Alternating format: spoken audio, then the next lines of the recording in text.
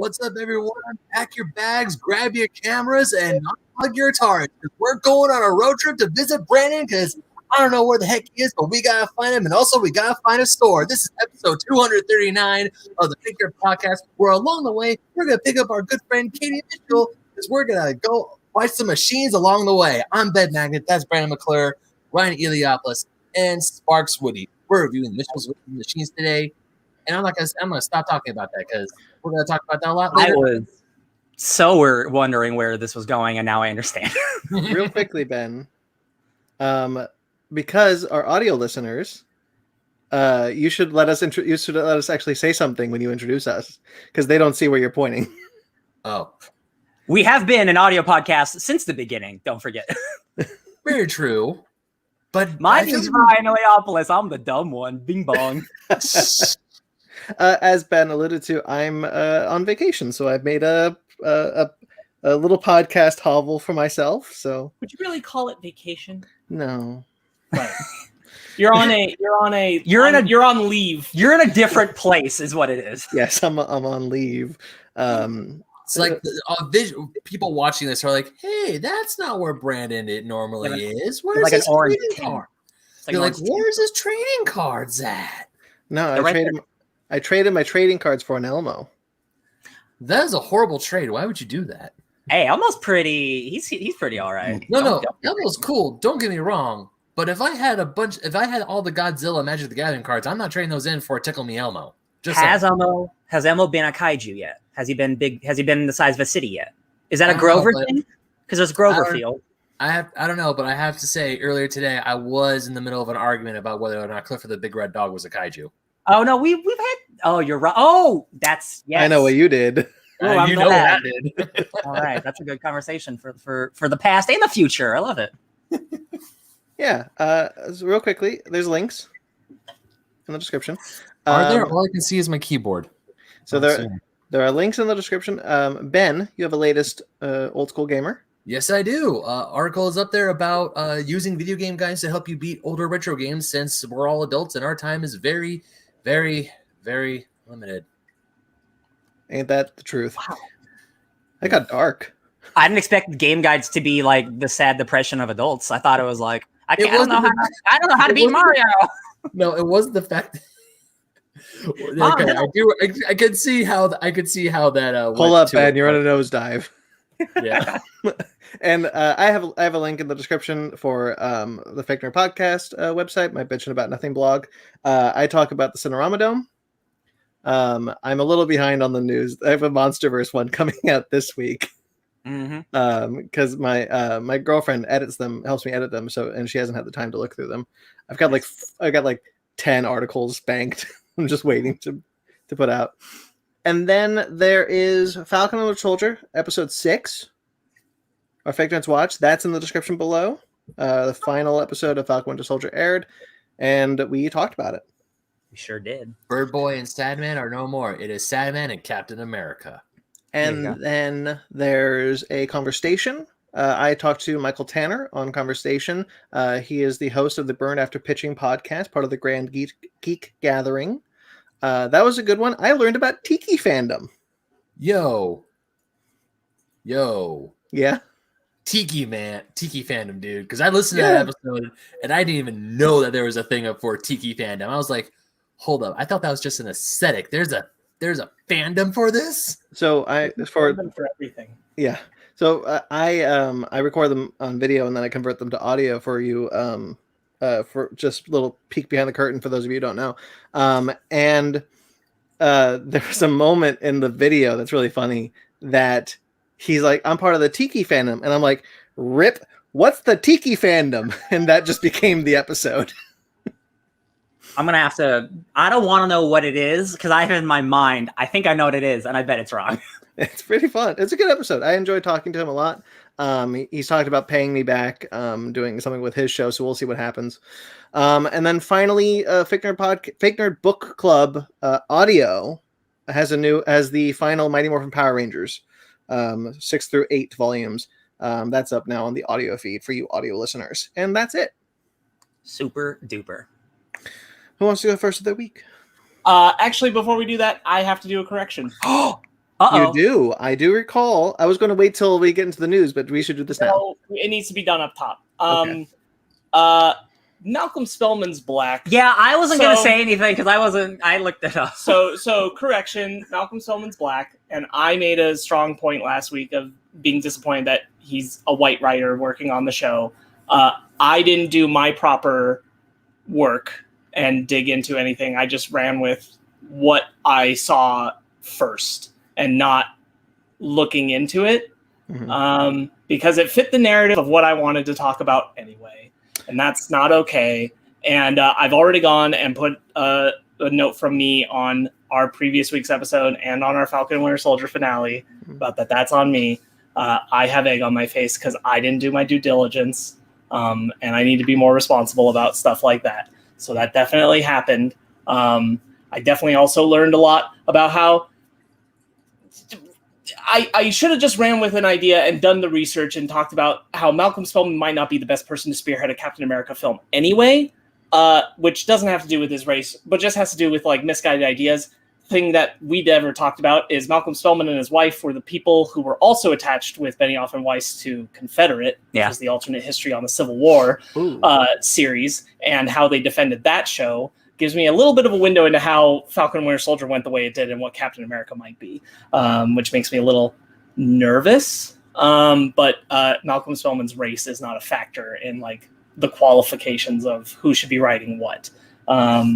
So sorry, I didn't do my research well enough, but I did this week. So there it is.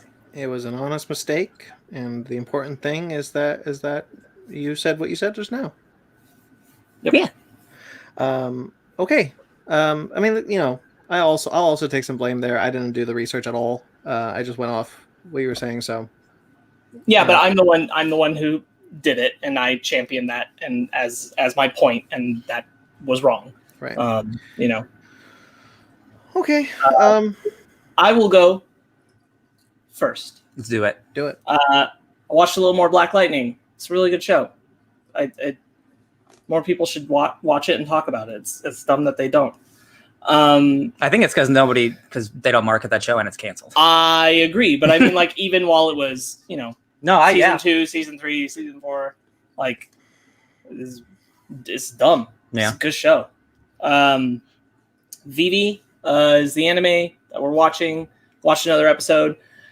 I like it. I'm not sold. Like this, I wouldn't call it like a must-watch yet.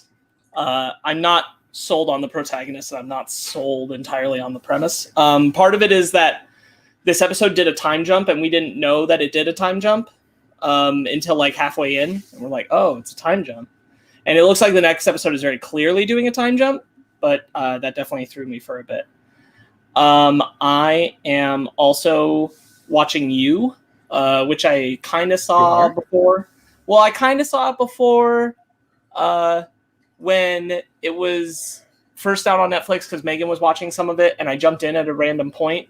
And so now I'm just jumping back and watching what I didn't before and going through so I could go into season 2. And I'm kind of doing that with Megan, but I'm mostly doing it on my own because she's seen it all. Okay. And I did that kind of in passing to work around schoolwork this week. She and I started a new show. We started Schitt's Creek, which she actually watched a bunch of before me because apparently I was sleeping when she was watching a bunch of it. But now I think we're both at new stuff together.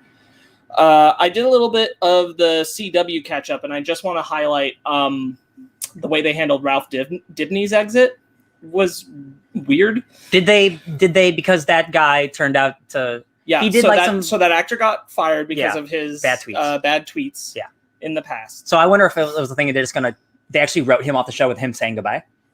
They wrote him off the show with a see you later. Oh, and here's the thing. So what happens is, if you don't know, like Ralph Dibny is the elongated man on The Flash. And so he comes in with Sue who will be his eventual wife, but isn't yet. And in fighting Mirror Master, he did a thing to save people that caused this big explosion that burned his skin. And so when he comes in, he's just this goop mess around his face that's all burned. so it's not the actor. And he's like, and then Cisco puts him into a chamber, and they put him in a new suit that I can only describe as like one of the guys from Daft Punk. Okay. And he comes out with this like, you know, I'm looking real techno-mated voice, and he's like, "Oh, come on, guys! You know I'll always be there for you, but right now we got to go into hide and do this thing." And so, like, he's off on this side quest, and everybody's doing like, "Well, you'll always be in our hearts, Ralph." And it's like, "Don't worry, it's not goodbye, Barry. I'll be back sometime." And I'm like, "This is really bizarre." And it's like it's not the actor. No, it's because you can't see his face. It's like a Tron outfit with a voice that you kind of can't recognize, trying to like get the affection of him. And when he does come back, he'll be played by a different actor, and I guess they're going to literally explain it by like, well, his face morphed into. It's like a Reed Richards. He can already morph. Yeah, he's done I it. remember. Yeah. But here's the thing that people bring up. So they're gonna like try and justify it with like, well, after the burn, like this is the way that his body has like reassembled to most comfortably look. And I'm like, sure, but he can morph into anybody. So why wouldn't he morph into himself? Yeah. Why would he's done it all the time on the show before? Why wouldn't he just always be his old self? That's the advantage of having a power that allows you to. Anyway, that's how they're handling it. It was really awkward. It felt awkward to watch. I was like, this is really weird. And it's just like a side note in them having like the final buildup of what would be the season finale last year, confrontation with Mirror Master. And I'm like, this is just weird. This is just bizarre. It's just one of those really weird things where like, I'm glad they addressed it on some level, but it's such a weird way to do it. Like, he could have just written a card. Hey, we're in hiding. The end. Man. The other thing I want to talk about is that, like, the episode that was after that, which the show very clearly, like, season finale'd, even though they said, like, oh, no, the Mirror Master stuff is going to get bigger and it's going to play out into this bigger thing. And it's like, no, very clearly, like, 3 episodes, and then it was the season finale you originally intended, more or less. And now we're actually at the start of the new season because there's, like, a 1-month time jump. Mm-hmm. And it's interesting because I don't want to, like, say it's a 1-for-1, but the show's taking some cues from Endgame, and they're trying to bring some of like what worked for Endgame from that. And what I mean when I say Endgame, I'm talking about the beginning of Endgame with like the aftermath of an event, because Mirror Master successfully pulled everyone in Central City into their domain and made copies of them for a moment. And when they were sucked away, like the realm like messes with you, and the amount of time you were sucked away is a factor in that. But so like there's therapy groups in Central City because this happened to everybody. So everybody's aware, like they're talking about like at this big event. Like, oh, it is. It really is. Happened to everyone. And so there's like therapy things that they're trying to go to. And they're talking about like, this is my experience when I was sucked into the void. This is how it got me. This is how it got my loved ones. And then it got me. Do they, so instead of the blip, do they call it like the suck? They haven't given it a name. They just say like when they don't even say Mirror Master because she had like a name that they knew. I forget her name right now. When the world broke like glass. But when she pulled us away into the mirror dimension, they do call it the mirror dimension. But like there's no event name. Yeah. But it is interesting watching them try to bring like this psychological effect of mass supervillain event to something. I'm not going to say like they're sticking the landing on it or anything, and I'm not far enough to really say that's been fully developed. I hope that they develop it further, since it is something that literally everybody in the city is talking about. Like, this happened to all of us, and we all kind of have to collectively deal with what just happened. And that is interesting. And it's also like got this mentality in the city of like people feeling like nobody knew this, but Barry's speed was gone or dwindling at that point. He was running on like very minimal artificial speed, but to the most of the city, they're like, why wasn't Flash there? Because he was there, but only at the last second. And not really the last second. He was there a few hours after everybody was gone, and he saved them. And so everybody, there's this discussion of like, the Flash saved us, but why wasn't the Flash there before? All this kind of speed discussion, stuff. like he hasn't been around for weeks, this kind of thing. Fastest man alive, he's always late. So it's like, there's definitely this interesting nugget of wanting to talk about like the trauma caused by events like that, and how much they can rely on or hold responsible both the success or failure of the superhero who's fighting for them. I don't know how far they'll run with that, but it is interesting to see them try. Run? Mm-hmm. Yeah. But aside from that, I want to talk about something that I don't think really any of you are really really going to be too interested in. But, it's been 22 years, and we finally got this really kick-ass new game, new Pokemon Snap, which I was super, super excited to pick up. I've had just a blast. It's been a nostalgia trip. Definitely nobody is interested in this besides me. It's such a little niche thing. But good, Anakin. A great time. What's Poka? What's Poka? New Pokemon Snap, man. Here, I'll show it to you because you might not have seen it before now. New Pokemon Snap is super great. Pre-ordered it. Was really happy to pick it up. Spent a big chunk of my Friday playing it.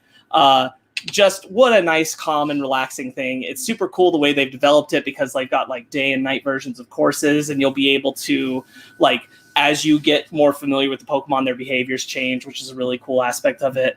I really enjoy it. I think it's a really great time. It got me like a little bit more into Pokemon again. So like I re-picked up Let's Go Pikachu, which I left behind on my Switch, and I'm like, I'm gonna get back into that. And Pokemon Go, it's just a nice time, and Megan's kind of interested in it, which is great. But it's such a nice little thing that I can just do now between like school stuff, because I can just pop in, do a course, and like, oh yeah, it's just gonna work on like this one particular photo I really want, that kind of thing, which is really nice. I'm gonna throw an apple at that guy. Yeah. That was most of my week though. Ben, you go next. Well, apparently, I guess no one else here likes Pokemon Snap or anything. What? Or that sort of Oh, Ben, is that new Pokemon Snap on your dresser? No, is it? I don't know. I can't Hot tell. dog. I don't like Pokemon, so I have no idea. I didn't know you like Pokemon. I'm gonna be honest. I don't know who the heck Well, put if that it's thing not up that, there. then you should definitely talk about. If it's not that, then you should definitely talk about other things, because we already went over Pokemon Snap, so you don't need to say anything about Sparks already talked about Pokemon Snap. I crushed That's it. it. You're If done. you want to talk about like 1999's Pokemon Snap, like, I mean, I'm here for it, baby. Sure, I'll talk about 1999's Pokemon Snap. I love that game. Don't put the quarter in the jukebox. Oh, sorry. You gotta let the whole song play. Yeah, you're right. But I say, Sparks, you were just waiting to steal my thunder on Pokemon Snap, weren't you? It's like thunder and lightning. Yes. I thought about it literally all day. I thought about it all day. It's crazy. He sat here for like 6 hours. Because I was like, Ben definitely thinks he's the only person who played Pokemon Snap this weekend. He's definitely hyped. I'm gonna crush it. Like a machine. We have fun here. Well, yes, I am happy that I got. I'm really happy that you got Pokemon Snap too, Sparks. Funny thing is, I barely played it because Fanny's been playing it more than I have. Yeah, so we got new Pokemon Snap. Pretty much echoing everything Sparks has said. It's very calming, very relaxing. It's very fun to once again go back and take pictures of Pokemon like we did on our N64 back in the 90s, which also makes me think that where every other game that has a photo mode where you can take pictures, I don't touch the photo mode. But when the game is all about taking pictures and you have to take pictures to advance the game, then I'm all for it, which I don't know what that says about me. Well, I mean, considering that's literally the only thing you do in the game, like it better be good. Hey, the photo modes in other games are just for fun. Like, it's not the whole game on purpose. I definitely like only put an amount of time into it because it's dumb. But like I was like, I don't want to wear this out too quick. I definitely like this is the perfect thing for me to like space out, and like I need to take a break from my paper for 10 minutes. Mm-hmm. Pokemon Snap is exactly the thing I want to go do for that moment, because I'm like, this is exactly like one course is the perfect amount of time to just do something else and come back, and I want to really use that as a tool throughout all my schoolwork. So I put a good like 2.5 hours into it, and I'm like, stop. I'm going to play Pokemon Let's Go Pikachu because I'm in a Pokemon mood, but I don't want to play more Pokemon Snap because I want to savor this. I want to spread this out. Yeah, because but it's really nice. I heard Pokemon noises, and I knew he bought Pokemon Snap, but it wasn't Pokemon Snap noises. So I came downstairs, and I'm like, I'd already played it for a while. Oh my god, you're playing like a Pokemon game. Like, which one is it? Oh, it's like Let's Go Pikachu or whatever. And I'm like, oh sweet. I'm like, oh yeah, Pokemon's cool. Yeah. Pretty much echo everything you guys said. It's just nice to have it back. It's just nice to have like a new game like this with all new Pokemon. I barely scratched the surface on my game. In my save file, I'm about to meet the first Lumina Pokemon. Fanny's way past that, so I got some ways to go. But funny thing is, right before we started recording, have you guys like started posting and editing pictures of Pokemon and posting them up on the internet, or not yet? I literally edited one just to get a feel for like what that was like, but I haven't done anything where I'm like, this I want to put like for me. The whole thing is that like I don't get to the point where I want to post it unless I feel like I really made something that feels like no one else made this exact photo in some way. I want to feel like on some level, like I've done something unique enough. Artistry. So that's me. Like I know I'll never post unless I feel that. But I do like the edit features. They've done a lot. They give you a lot of range of options. I definitely like my one criticism of the game. You probably experienced it already, but like my only criticism of the game is that sometimes the best photo can't get the best rating, and that's because the box for the Pokemon, not the box for your frame, but the box that like says this is the Pokemon in the center of the frame, is sometimes in a weird place on the Pokemon's body, and your icon has to be in the center of that to get good stars ratings. But that might not be the best picture of the Pokemon in that pose, and I'm like, well, that kind of sucks. It's so funny because I haven't played it. I've only seen people play it and stuff. But like the big reaction online is like, hey, it's really good. It's very much that original game in even the bad ways, or even the great pictures will not be good pictures for the scores. And I'm like, that seems like the easiest thing to fix 20 years later, to be honest. But that's kind of nice that it's like the same game, just better. So I'm like, whatever, I guess I'll just take it with shit too. And I will say, like, I also, in comparison to that being the way the old game was, it does feel easier to work around. I understand what makes a good rating picture, even if it's not the picture I'll like better. And I can, and it almost makes the replayability a little better because it's like, well, this time I'm going for the rating picture, and this time I'm going for the picture I like best. And so you can kind of get that multi-use out of it. Because one of the first when we did the first stage at the night one for the first time, the Tangrowth, when that just pops out of the ground, Fanny got this picture of essentially just its feet. Like you didn't see its face, you couldn't see its eyes or anything. It was just like the feet, and just it was in a weird spot. But and it's like 1 star. No, it was a 3-star. Oh my god! Yeah, yo, that's the thing. It's so weird. I cannot tell you how many times I've taken pictures. Like I got a really good picture of oh god, what was it? I got a really beautiful picture of the swan Pokemon flying in the air. Yeah, that's only a 1-star. And then like a 2-star one was like one where it's just sitting in the lake. I'm like, what is the difference? I think the one with flying with 3 other Pokemon in the same shot would be better than the one just staying in the water. Bless you, bless you. I had this one section where I got like 3 pictures in a row of a Pidgeotto, and I got the wing and his chest 3-star. I got him in full flight like profile 1 because his body wasn't in the right box, and I'm like, that's so stupid. You know the flying squirrel that you meet during the day, the electric flying squirrel Emolga? Oh yeah. Yeah, so I got a beautiful shot of it right in the center in flight. It looked awesome. 1-star. Same thing. I'm like, 100%. Only good picture I got of that Pokemon too, and it's like 1-star. I'm like, screw you. We're just sitting there going, what the hell do you want? I'm just imagining that like there's some intern at like the Pokemon like development center, like he gets all these pictures. He's not even looking at him. He's just like, 5-star, 3-star, 1-star, 1-star, 3-star. He's like, it's just like it doesn't even matter sometimes. Also, the mechanic I really appreciate about it is like for the pictures where you don't care about the rating, but you care about how it looks. Maybe you got like a really great picture of the Pokemon, but the frame is like off like this, just a little. You can go to resnap if you save it, and you can change the framing of it and alter the focus and make sure it's exactly the shot you really wanted it to be. So if you got close but not quite, you can fix it. That's a photo mode. It's essentially the photo editing app on your phone where you can like recrop it and everything. So I did that to one of my Emolga pictures, and of course I edited it to put stickers on it to make it look like it was screaming and yelling while I was flying through the air. And so I put that on like on the Pokemon Snap thing on the Switch, because people can see it and give you sweet medals for it. I've gotten 1 sweet medal for that. A whole sweet medal, Ben. 1 sweet medal. Whereas Fanny, she took a picture of the Score Bunny chilling on the Torterra's back at the night course, photoshopped some sunglasses onto it. She has over 200 sweet medals for that. Well, that's the way it goes. You put sunglasses on a turtle, that's what's going to happen. No, she put it on the Score Bunny. Even double it. There you go. Yeah. So I'm like, I only got 1 sweet medal. You gotta work. You gotta work better, Ben. Like the likes tell you what people like. Apparently it's like Ryan with his TikTok. It's cats. It's not me. It's because her name is Fanny. That's why. They look at the name, not the picture.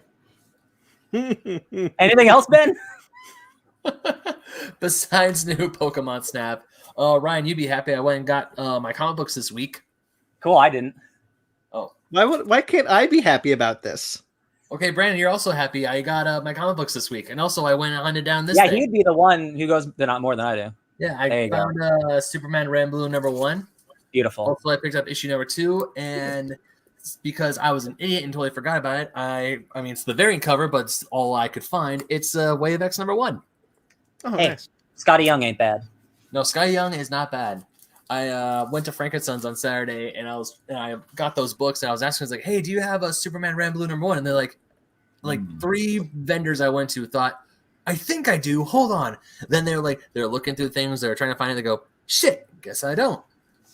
That happened 3 times, and then I finally found one. It's like, it's the variant. Are you okay with the variant? I'm like, dude, I don't care. Just give me 1 copy of it. Thank you, Frank and/or son. Yeah. Also, I've got a few other games while I was there. I got my first ever Game Boy Color exclusive game, which is Mario Tennis for the Game Boy Color. Game Boy Color exclusive.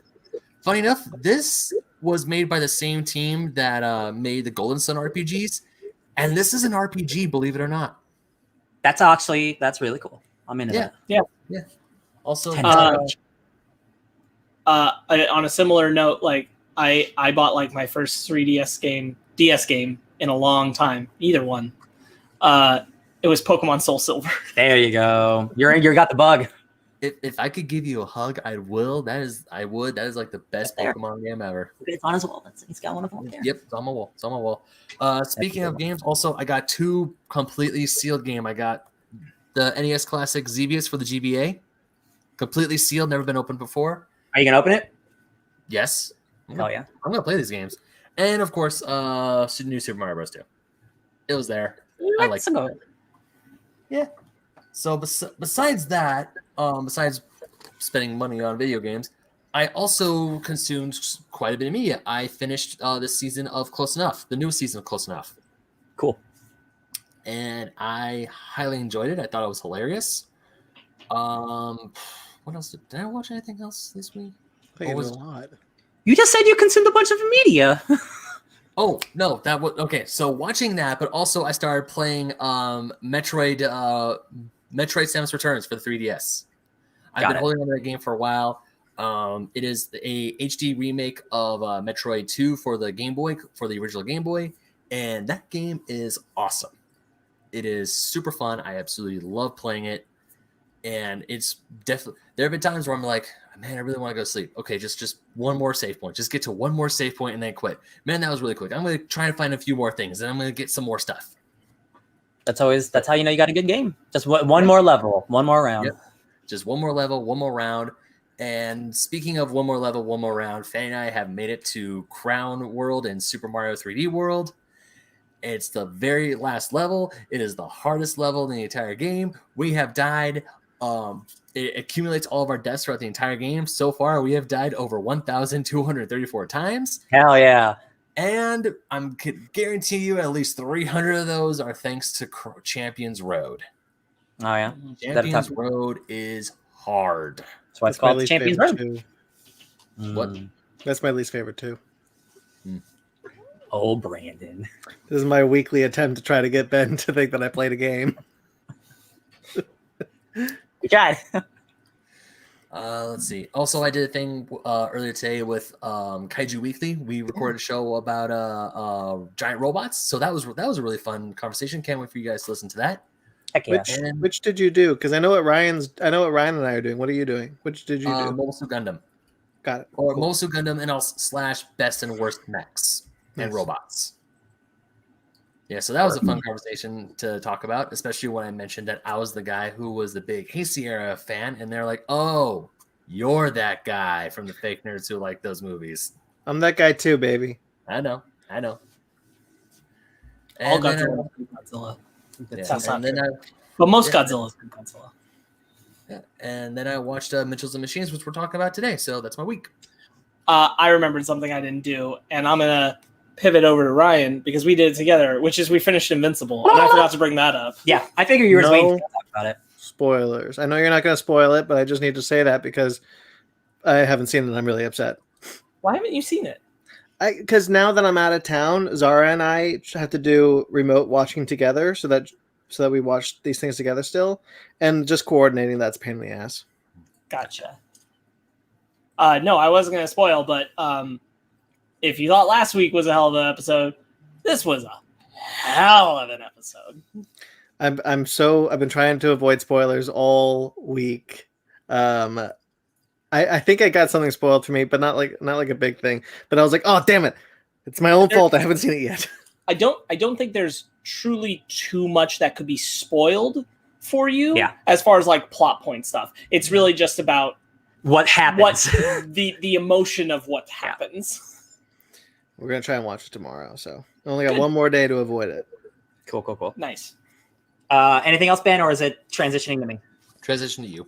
Cool. So, yes, I watched Invincible. Great episode. It's cool that we'll talk about that more in the news. That's fantastic. I got a PlayStation 5 this week, so that's mostly what I've been doing. It's still a new system, so there really aren't many PS5 games. Returnal came out this week, but I didn't want to buy that immediately. Also, games have now jumped up $10, so now they're $70. And I'm all about giving money to developers. Games are really expensive and they're hard to make. $70 is a lot of money. It's not a game. You gotta really want that game. You gotta really want that game. Returnal is a roguelike, and it's getting good reviews, but it is a roguelike like Hades, where Hades was $20 to $70. And it's very much the same type of game, just really nice and expensive and pretty. Especially in a market where, as long as it's not a Nintendo original, it will get cheaper. Yes. Over time. Especially because Demon Souls is the game I really do want to buy, and that's still $70.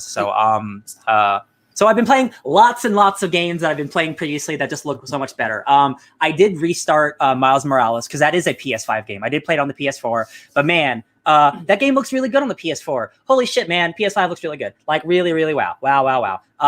It's not just like, cause everything just looks better. It's like the lighting and the reflection. Like reflections is something that's really hard because you just need a lot of processing power to reflect a double of what you're seeing. And just some of the puddle stuff, you're just walking around the city and like you step in a puddle and it's like the city's reflected in the puddle. And it's like, wow, this is why this is a brand new $500 system. Cause it looks insane. I played Avengers a lot cause that game looks better, runs better. I played Hitman 3, looks better, runs better. Fortnite looks like almost like a different game. It looks like a Pixar game. Holy shit, that game looks good. I just want to play just because it looks good to look at. I think that is why I dived even harder into the Fortnite bug, is because when I got the PS5, I'm like, Fortnite just looks so good. Yeah, it's so vibrant. It's so pretty. I played. I think that's mostly what I played. I'll talk about the controller real quick because that's a weird thing, but the controller is actually really, really awesome, and it has like haptic feedbacks, and the controllers have resistance and stuff. And each game does it well or not well. Like some utilize it more or less. What's cool about it in Avengers, you play as Black Widow. She's one of the characters you can play as, and she has 3 different ammo types in her gun. She has a single bullet, a full auto, or like a sniper bullet. Each different ammo style that you pick, the resistance on the trigger gets harder. So when you're using the sniper bullet, you have to really push down on that trigger really hard. Yeah. So hard that I don't think a newborn baby would be able to do it. That's how hard the resistance is. It's really impressive. And the shaking and the rumbling, how it can rumble in specific parts when you get hit. It's just a really impressive controller. The Xbox controller does not do any of that stuff, which is immediately just something I'm like, oh, I'm just going to want to play with the PlayStation as my main console because the controller is next level shit. It's really cool. It's so weird to think wow, I'm really excited to play this game because of the controller. The PlayStation comes with Astro's Playroom, which is the free game that it comes with. I didn't beat it, but I played an hour or 2 of it. Really demonstrates that controller. Really, really cool. You can breathe in the controller and it creates wind in the game. It's just stupid shit that's really cool.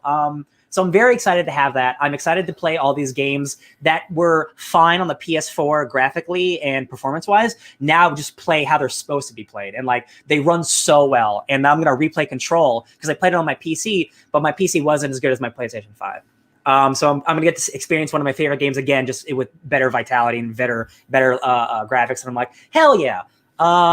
That's what I did for video game stuff. I watched half of a CG Japanese movie called Starship Troopers Traders of Mars because I love the Starship Troopers franchise, but every single one of those straight-to-DVD movies is awful. And this one is kind of no different, but It's a CG animated movie. It takes place 20 years after the first movie, and you got Casper Van Dien back as a 20-year-old, more rugged Rico, and he's got a deep, raspy voice, and it's really awful, but it's really fun. And if you remember Carl from that first movie, who is Neil Patrick Harris, that dude just is like a psychic now, and he has telepathy. The universe goes in such interesting places. The government now is like using the bugs to like take over settlements in like a weird like colonialist way, which of course that whole franchise has always been about militarism and stuff. Really cool concept, just like very cheesy bad CG. But I watched half of it and it was fun. I didn't see that one, but I saw the one that came out before it, which is the fourth film. Yes. I was very confused. They're in the mech suits, right? No, that's the third film. Oh, there's another animated movie that came before this, right? I didn't see that one. Okay. It's set on a space station, and I think it's about Carmen mostly, but I think that Rico is there, but it's not the same cast. Gotcha. I remember it looking good, but I was very confused. But you said none of the straight-to-DVD sequels are good. I will argue that 3 is pretty good. I will allow it. That would be the best one, because that is the one that leans so much into the cheese and like we know what we're making, but the quality itself is still not there. That is the one where I would watch over all of them. Also, you got Casper back again, being silly, and Jolene Black from Star Trek Enterprise. Oh yeah. The CG in those movies is, oh boy, it's real bad. But that's a franchise. That's a franchise I really love, and I wanted to get back into it even for a little bit. And I think that's my week. Oh, we should do like a Starship Troopers versus Dragonheart sequels comparison. That would be so fun, actually. Oh my god, that would be what a odd pair of franchises. Best of the worst of those. What a ride! 2 awesome '90s movies that just got like worse and worse over time. Yeah, that's actually really great. I think that's all I did. Oh, I did rewatch Mortal Kombat passively in the background while I was just like on my phone doing stuff. But there's a line in that movie where it's like he's about to get his soul sucked. I love their screams before they die. That's not the only Mortal Kombat you watched. Oh my god, thank you. I did it because I did it like on Monday, so it's so far away. Mortal Kombat 2021 's a fun action movie, right? Don't expect too much. I watched the first episode of Mortal Kombat Conquest, which is a 1999 live action prequel movie to the games, not the show or the movies, but it uses the same sets from the movie. It has like Shang Tsung's island as a set, but it's the prequel to the games, so it's kind of weird synergy. But it's okay. It's not good. It's not good at all, but it's really cheesy and fun. So like much like Starship Troopers 3 or whatever. If you go in knowing what you're getting into, the fights are okay. I didn't know it was a prequel when I heard about it, and when you said that, I was like, honestly, like, good for them for attempting a Kung Lao prequel. Yeah, it's 1,000 years before it's the first Mortal Kombat tournament on Earth. So it's the first Kung Lao, and you got Shang Tsung and you got Quan Chi. Shao Kahn is there. He looks awful. You think Annihilation looks bad. Boy, howdy, do these costumes look atrocious. But they are trying and they do care. And some of the Kung Fu action is fine for what it is. I couldn't watch for the time period. It's also like a 45-minute episode length, 22 episodes. So like I can immediately tell like, oh, this is going to drag. It's going to be kind of boring. The first episode's kind of boring. So I stopped like 30 minutes into the 45-minute episode because I'm like, I know, I get it. I watched some of the fights from the subsequent episodes. They don't get any better. Mortal Kombat's cool. Kind of needs a budget sometimes. That's my week. You fall down the rabbit hole and look at the cartoon as well. The old. I didn't because I figured I had been through enough torment. No, you have been. I did play. You don't want to watch that cartoon. I don't need to. I saw the trailer. It looked bad. I did play a lot of MK11 actually. They did get a PS5 update. Just real quick. God, I love Mortal Kombat, and I love getting story endings for characters, because obviously you have the Mortal Kombat like campaign, but then every character has a specific character ending if they are to beat the boss, right? So every character like can become the Mortal Kombat champion. But when you have characters like Spawn and RoboCop and Terminator and Rambo fighting the God of Time, real funny, because the character ending of Rambo, spoiler alert for this stupid thing, Rambo's like, when I fought Chronica, I didn't think I'd become a god. And it's like just him like being Rambo, but having like a golden bandana and having like godlike powers, and RoboCop having his outfit but like in pure gold being a god. Really silly shit. Love it. None of it's canon because it's just character stuff, but like seeing the Terminator in like a gold and like endoskeleton, like I'm gonna take over time. It's just dumb good shit. Mortal Kombat's cool. That's my week. Okay, good for them actually for putting in that extra effort. They didn't need to do that. And Sylvester Stallone voices Rambo, so he's like, I killed Chronica. Weird. Like I mentioned up top, I went out of town, so I've been kind of getting into a new normal. So I didn't do a whole lot outside of what I did with my family. But I did watch Godzilla vs. Kong with my dad. I had to get it one more time before I left HBO Max. Same opinions on that movie. I just watched it on his 4K 85-inch TV. It looked awesome. Whoa, wow, that's awesome. Yeah. They have a wall-mounted 85-inch TV. It's crazy. Nice. Hell yeah. I don't know how the wall's still up, honestly. 12 mounts. And then I watched the Marvel's Avengers Assembled, or Marvel Studios Assembled special on Falcon Winter Soldier. You know, now that they're doing these shows on Disney Plus, they've been doing these behind the scenes. Really interesting. I thought that this one wasn't quite as interesting as WandaVision, because WandaVision was just more inventive of how they filmed it. But they definitely filmed a lot more of that show in the pandemic than they let us believe. Oh yeah. Yeah, there's quite a bit of pandemic filming in that one. Interesting. Well, they made it look good. Yeah, and I think it's a good one. It doesn't have Feige, which I thought was really nice, because you get like a lot of the more people of color producers behind the scenes of Marvel Studios talking about the importance of this, and I thought that was really good. Good. And then I watched, before I left, I decided to watch Captain America: The First Avenger and Captain America: The Winter Soldier. I hadn't seen them in a while. First Avenger is my favorite MCU movie. I love that movie. That's just such a great time. And that movie is stacked with star power, man. Every time I watch it, I always forget how many like stars are in it. I know he's not a star at the time, but Richard Armitage is in it.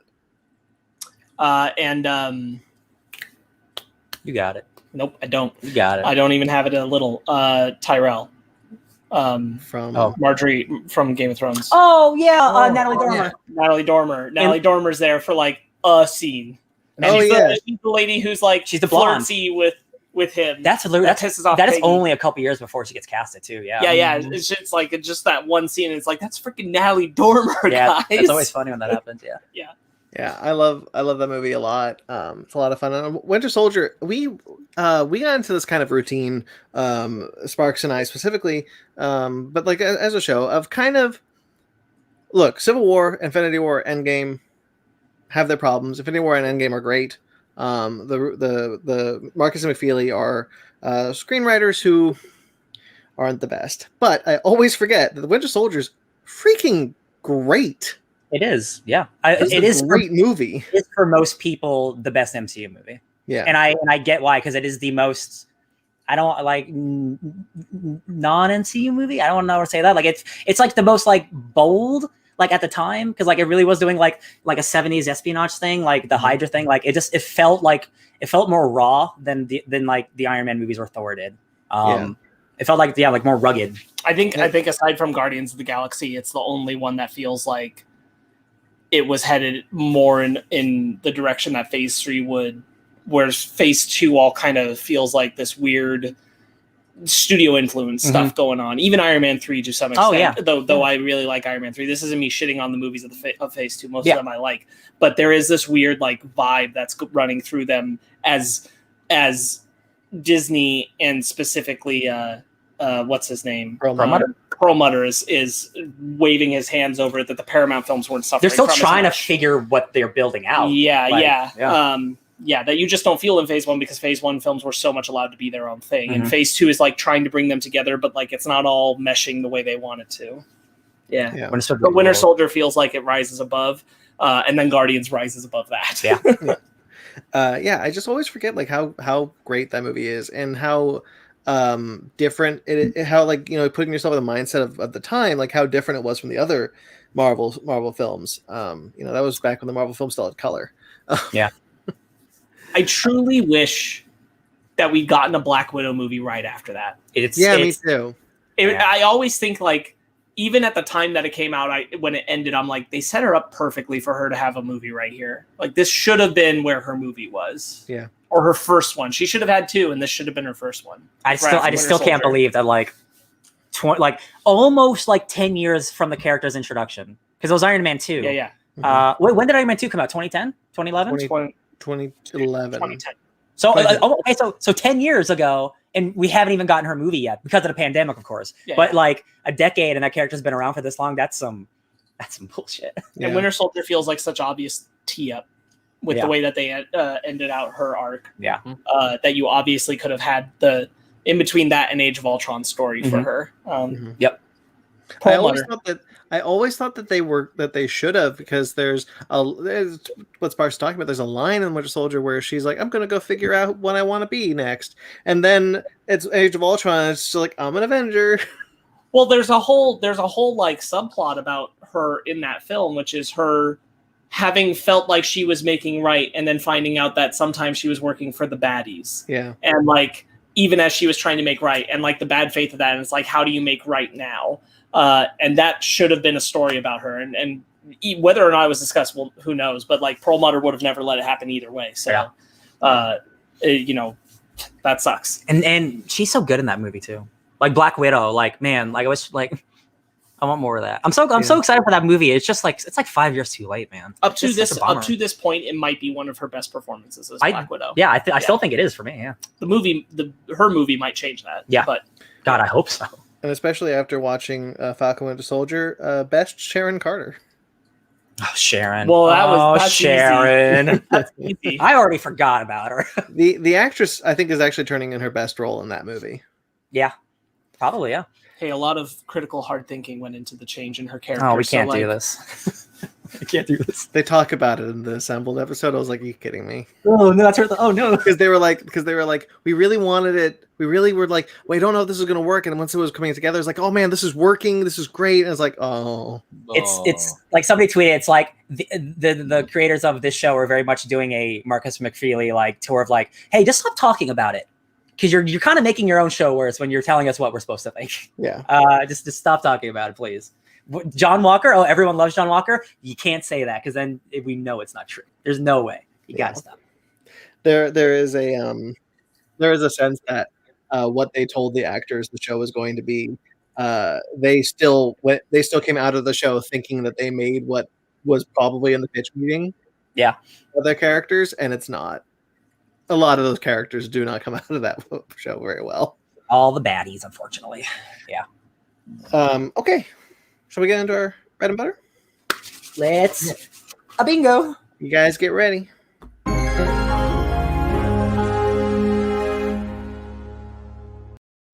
will help.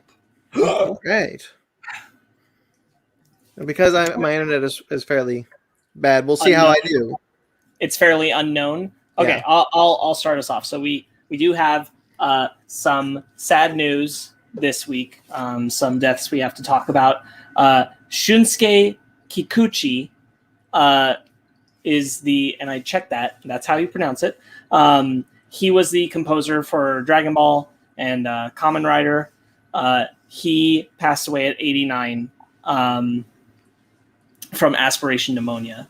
I have a love-hate relationship with Dragon Ball's original score, in that I love Dragon Ball's original score, and I try to love Dragon Ball Z's Japanese score, but I struggle with it because I grew up on Bruce Faulkner's American score, and I prefer it because that's what I grew up with, and that's Dragon Ball Z to me. But it doesn't change that music is iconic, especially now as like anime fans have gotten older. Like I hear a lot more of the Dragon Ball Z Japanese music put into things, and certainly the Dragon Ball music is beloved to its own way. Like there's a lot of it. I sometimes while I'm working right now, I'm putting on lo-fi remixes of the Dragon Ball scores and things like that, and I'm like, it's good stuff. It's good stuff. So great body of work left behind. I heard that he did 400 pieces of music just for Dragon Ball. 100%. That is a long show. Yeah. Oh my god, yeah. Like if you try to do something different for like every new villain, every new character, like oh my god, yeah. Having like watched the first 3 arcs of Dragon Ball relatively recently in the background of my life, like that score rips. Like that is good anime adventure music, for sure. Do you want to take the next one? Man, yeah, this one. Not that any death is expected or anything, but this really came out of the blue. And The younger always hurt a little hard. Yeah, Jean-Paul Leon, who's a very, very famous French comic book artist. He passed away at 49 today. He had cancer that went into remission, but because it's not fully said yet, everyone's expecting that it was a cancer that came back and got him. Jean-Paul Leon is one of the most treasured comic book artists, not just because he is insanely talented. It's just he's one of those dudes who's so nice and so wholesome and so full of life and love. And anytime he was at a con, everyone loved talking to him. He's just one of those guys who's just you know him and he's great. And this guy can't be this good, right? There's got to be something wrong with him. And no, just he was a great guy. If you follow any creators on Twitter, it's a really hard day for the comics community.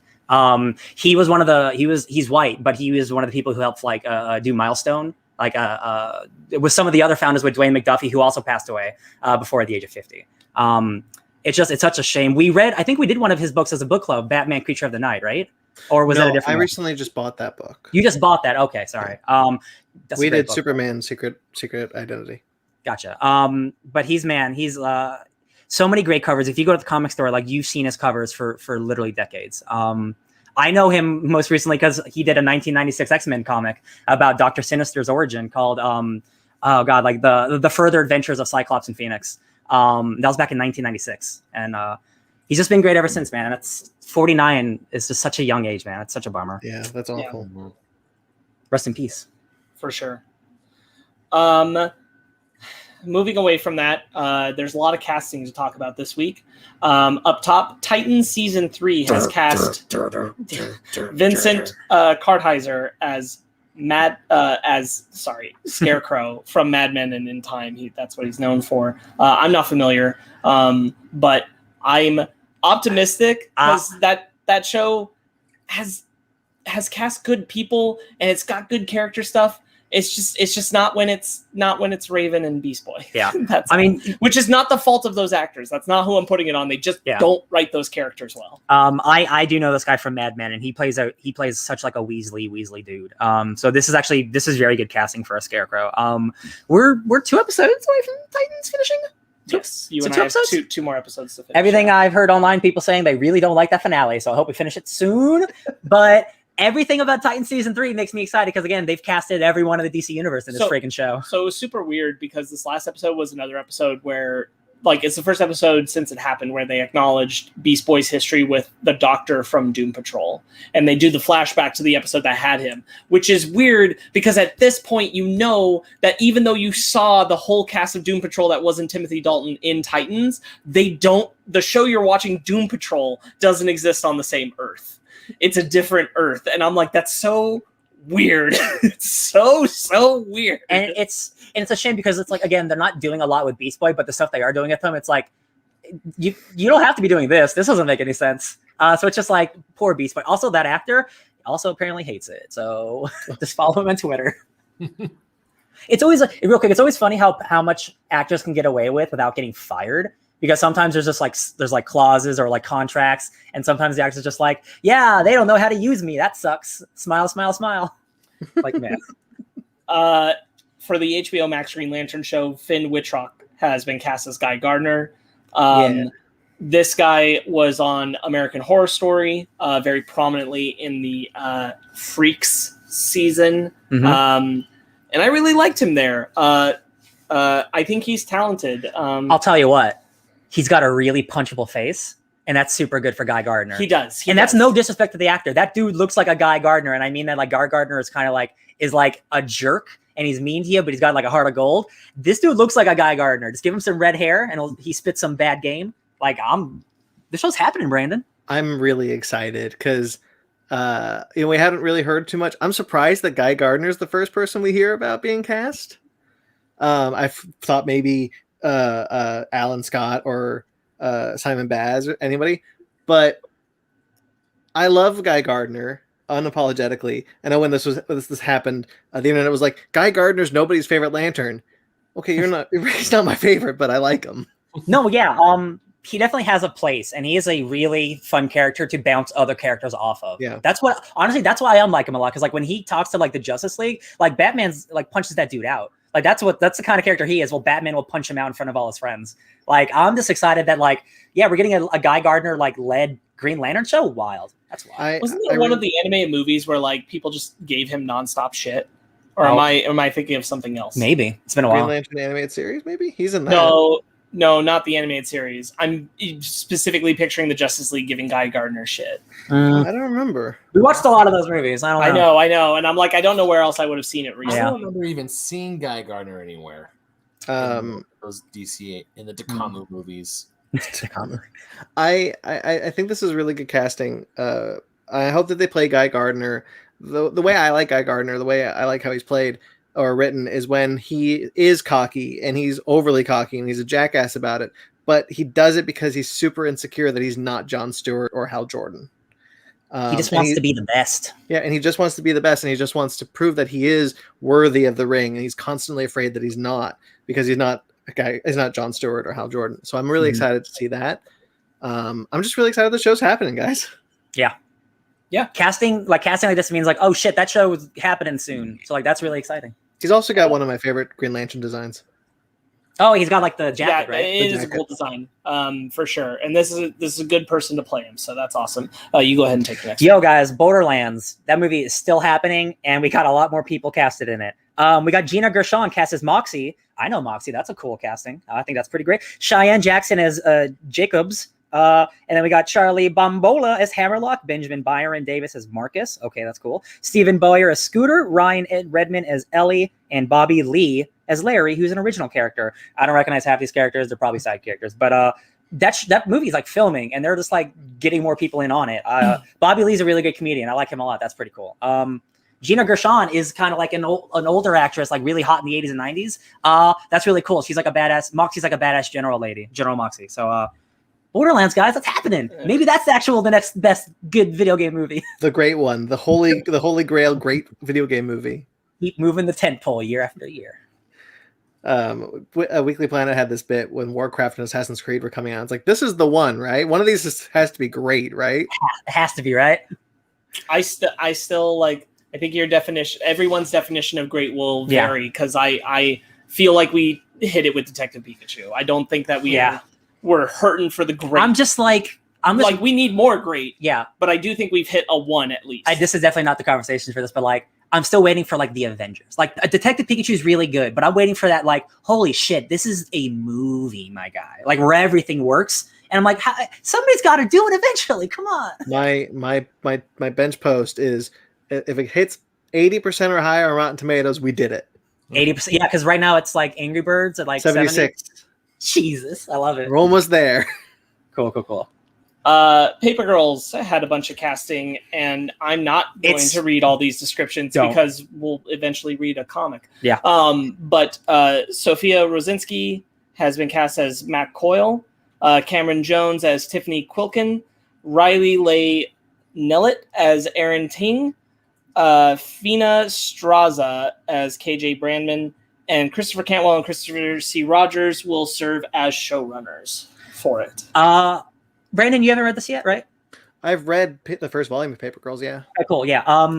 I think I've read the first 2 volumes. I think this comic's really good, and I'm really excited for this adaptation, especially because Chris Cantwell. I haven't seen his show. I'm so happy that Cantwell's on this. Yeah, I haven't seen the show, which I will watch before the show comes out. But as a writer, the dude's exceptional.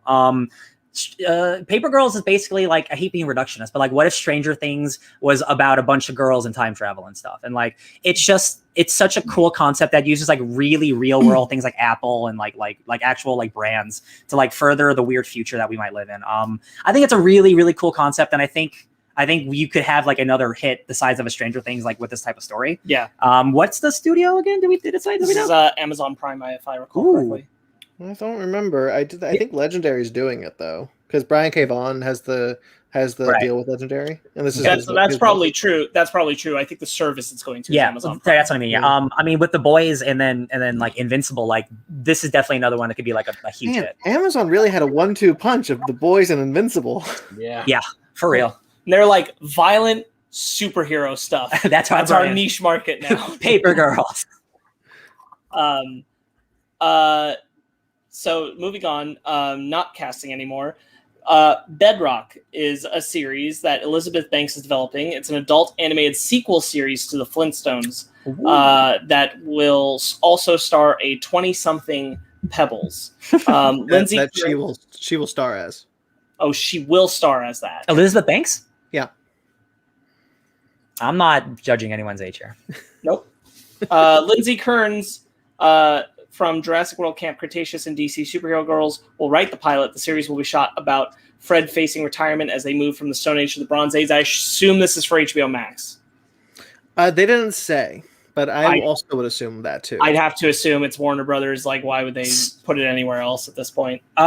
So this is literally everything. This is what I always want from shows. Like, if you're going to do a sequel, you jump it in the future. You have Fred being retired. They're moving from, what is it? The Stone Age to the Bronze Age. And it's about the kids being grown up. This is my all grown up. Like, I love this idea. Elizabeth Banks is a really talented comedian. Like her other stuff, like is like director and stuff. Like, I haven't seen all of it. But hey, man. I like Charlie's Angels. Yeah. She has been trying to get this off the ground for a little bit now. If you recall, Seth MacFarlane also tried to get a new Flintstone show off the ground a couple years ago. Yeah, he did. It was called Family Guy. I do remember him like really going hard for that, and then nothing happened.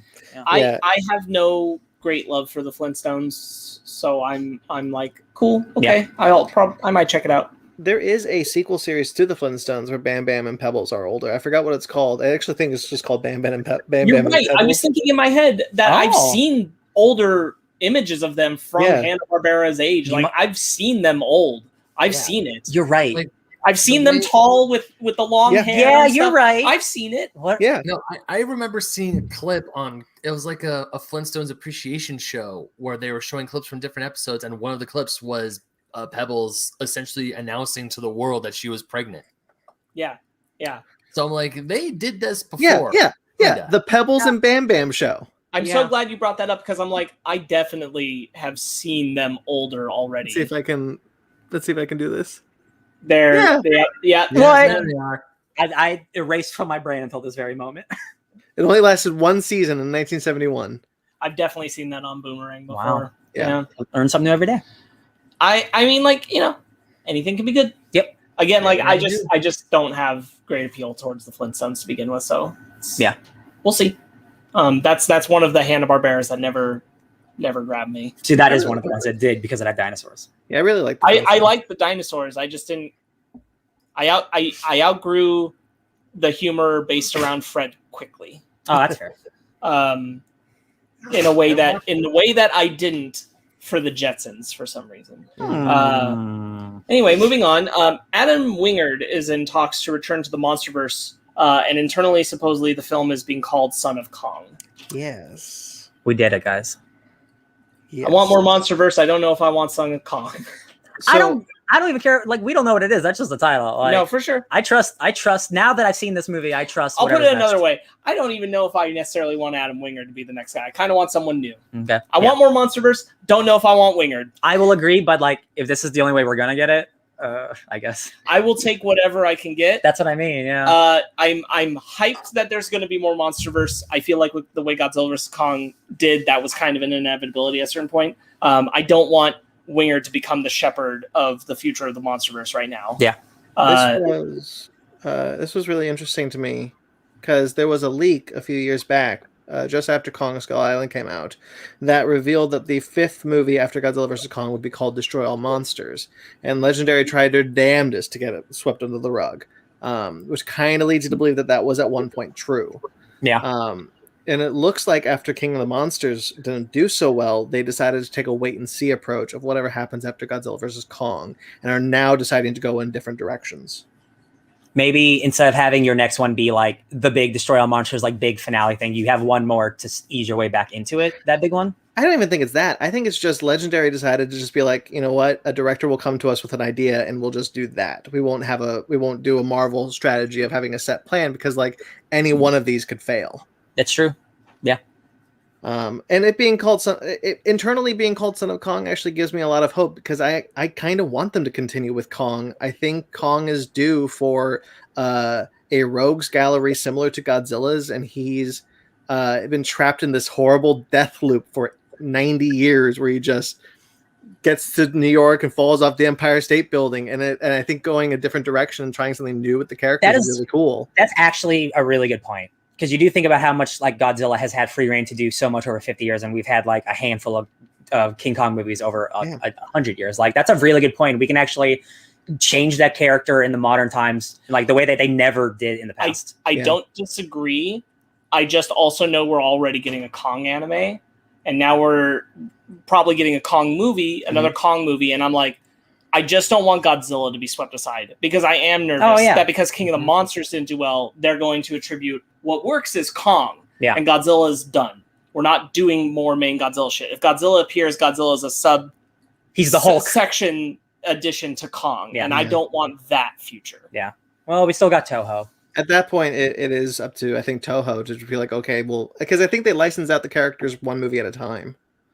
I don't think it's a like a deal that you have free reign to do whatever. Yeah, but I don't know. I could be wrong. Yeah. But this is exciting. Hashtag continue the Monsterverse.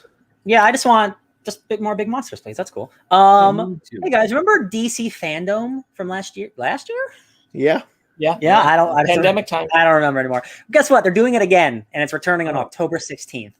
They must have a lot of shit, because if you remember that last DC Fandom, there was a lot of shit. That was a pretty good event. That's pretty cool. Like if it's anything like that, like give me more reveals. Give me The Rock in a big auditorium again. DC Fandom, I think, is, for my money, the most successful of the virtual conventions. I don't think anyone else did it nearly as well as DC did for DC Fandom. Because theirs was just like in and out. It was almost like a press conference more than like a Comic-Con. I don't know. Disney investors kind of crushed it. Oh, that's fair. Oh my god, that was literally. But that's not actually meant for us. Yeah, but we got to see it. We got to sneak it. This is pretty cool. DC Fandom had like a stage, and everyone was like, they had a whole presentation. It wasn't just like Zoom meetings, which I appreciated. Well, that's why I was thinking of, is I'm like, Disney investors was really good at streamlining that when it moved from Kevin Feige here at the head of Marvel Studios to I'm representing Pixar. Let me tell you about the thing. And I'm like, this green screen looks a little better. Yeah. Like we're clearly in some good workspaces.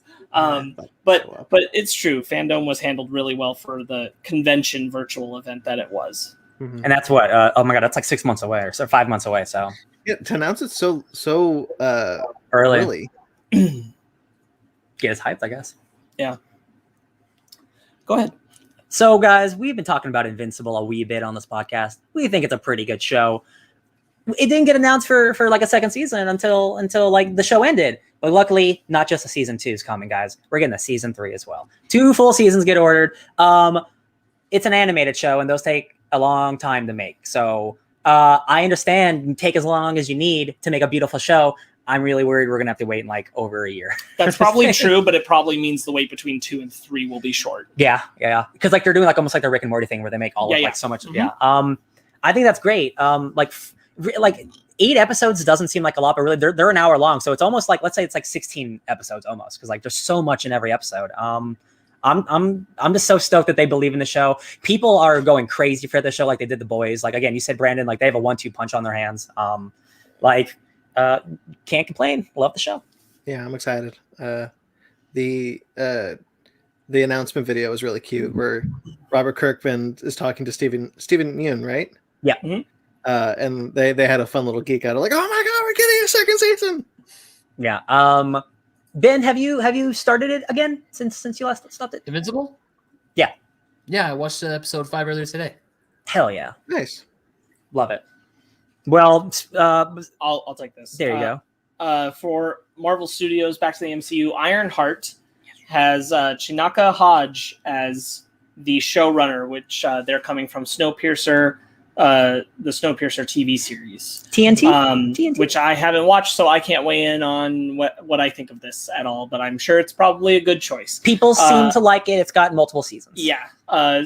And Ironheart is going to be 6 episodes. So yeah, I'm glad we're getting that show. I really, really hope we get Robert Downey Jr. as the voice in her suit. Dude, that's like, oh my God. That's like, I do not want I do not need that billboard to come true. That's in LA to bring Tony Stark back to life. But do the thing from the comics where his AI is her Jarvis. Bring it full circle. Make him Paul Bettany now, where he comes in. 100%. Does voice work for an hour. He comes in. Yeah, he does work for an hour. He's in the show for 5 minutes as just a voice. That's perfect. I think that is.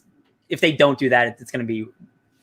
Man, that's the right way to handle. It's just a good opportunity, and like the only time you really can bring a dead character back like that, I think. Yeah, it's the right way to handle his legacy without doing a full revival. Guys, Ironheart, hell yeah, It's coming. I have a hard time believing they don't do it, and because I can't see him saying no, and I can't see them not being willing to pay him the amount to where he says yes. $10 million for 5 minutes of work. We saw Adam Driver went into his closet to record something for Rise of Skywalker. Robert Downey Jr. could just get on the phone and be like, hey, Riri Williams, what do you need me to do today? Yeah, iPhones they sound great, exactly. So guys, we're all fans. We're all fans of the Ratchet and Clank franchise.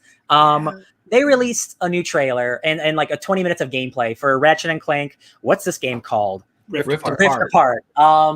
Ratchet and Clank, that's another game I put in my PS5 because it did get a PS5 upgrade. That game still looks even better than it did. Looked pretty good then. Guys, this game looks insane. Ratchet and Clank has always been a fun franchise. But like again, like the PS5 fidelity, just like the amount of stuff on screen. Like you see Ratchet walk into frame, and there's like hundreds of cars flying over him. Like it is really, really impressive shit. It feels like the first true made for PS5 title. Yes. To come out. Yeah.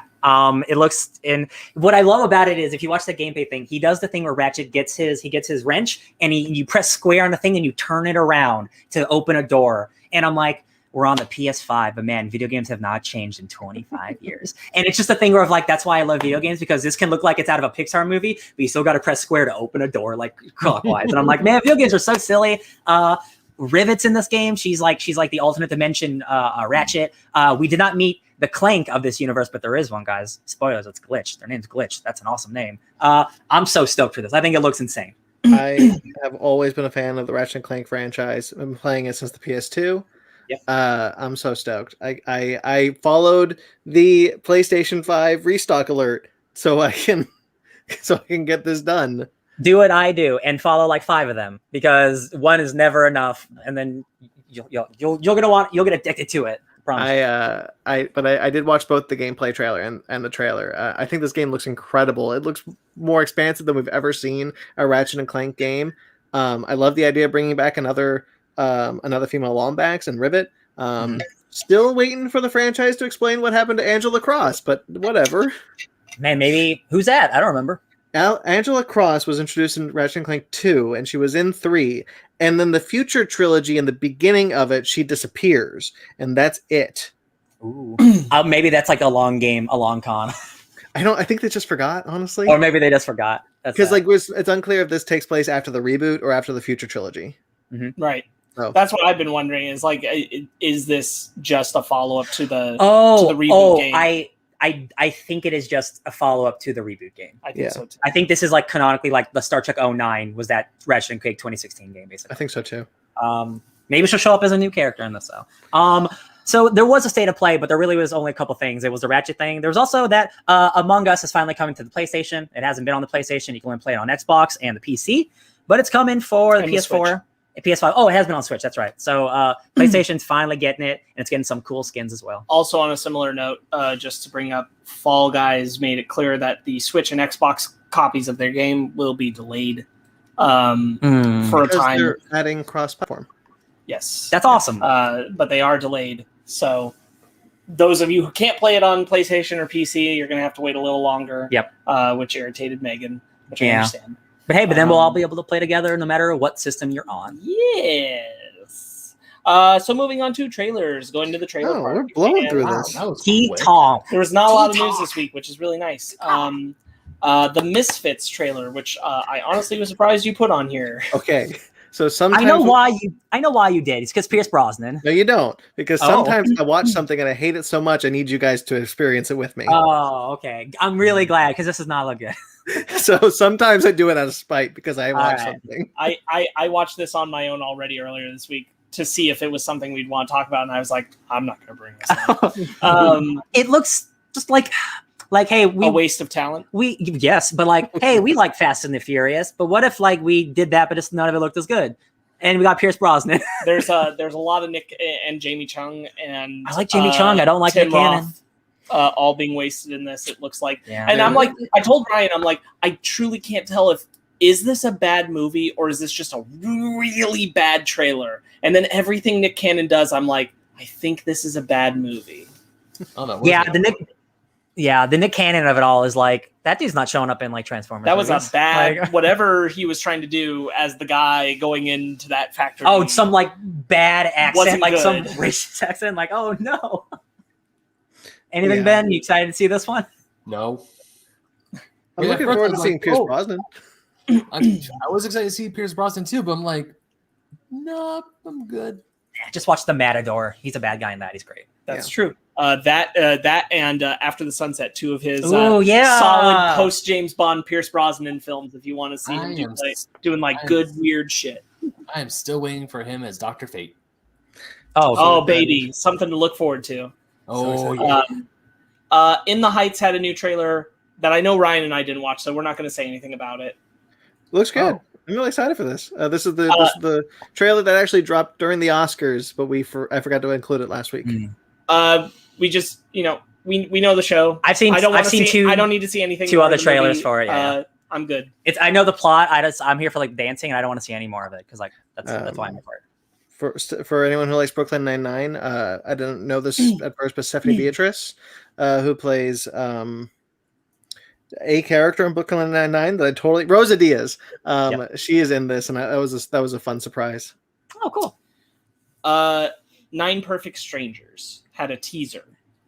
Yeah, I wanted to know what you guys thought about this one because it's got an interesting. This is like a 30-second Michael Nicholas. Shannon. Yes, Nicole Kidman. I think this looks awesome, but the thing is, it's a 30-second ad, so it's impossible for me to get a full range of it. But like Michael Shannon's in it. It's got a great cast. Nicole Kidman, a bunch of people. It looks spooky as hell. Some type of like therapeutic cult type of thing. Might Samara actually Weaving. think Melissa McCarthy is good in. Yeah, I saw in recent years. she's like actually acting, and I'm like, oh, cool.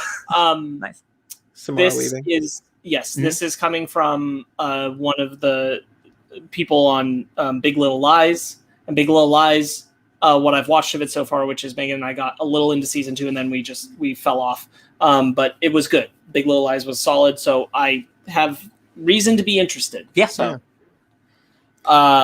Rick and Morty had a new trailer for season 5, and obviously looks like more great Rick and Morty. Like, what else can you say?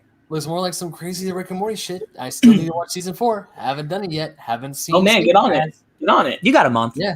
Yeah. What do you want me to get on first? Invincible or Rick and Morty? Well, Invincible, obviously. Well, I think that's why I said you have a month. Yeah. Rick and Listen, Morty. We're not doing. That's We don't do anything with Rick and Dumb Morty. question. Do Rick and Morty after, obviously, but do it. All right, Yeah, I said it last time the trailer dropped. Like nobody does it like Rick and Morty. That is. There's so many Rick and Morty clones, and you're just like, wow, they just can't do it. Every time, like I think about every show that tries to be Rick and Morty, and I'm like, man, they really just can't. They can't do it. It's that Harmon effect, man. It's a lot of talent on that show. Oh yeah, for sure. June 20th, new season of Rick and Yeah. Morty. Castlevania season 4 finally had a real proper trailer.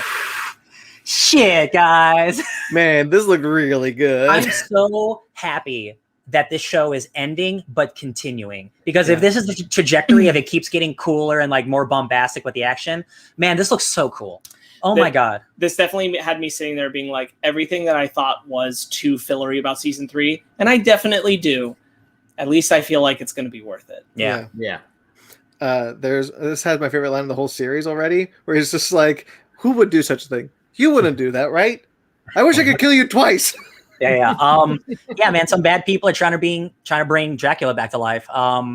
This looks to have a lot of the cool monsters from the games. Not that the other seasons haven't, but like the big action scene at the end with the dude with the big sword slashing dudes up is like a big famous boss. Like oh yeah, this looks sick. So excited for that show. Yeah, I'm really excited for the season.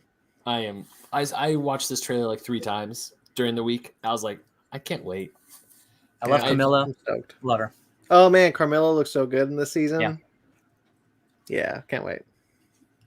Sweet Tooth had its This first came trailer. out of nowhere. Oh, so I'm- happy. I'm so glad this looks so good. Yeah.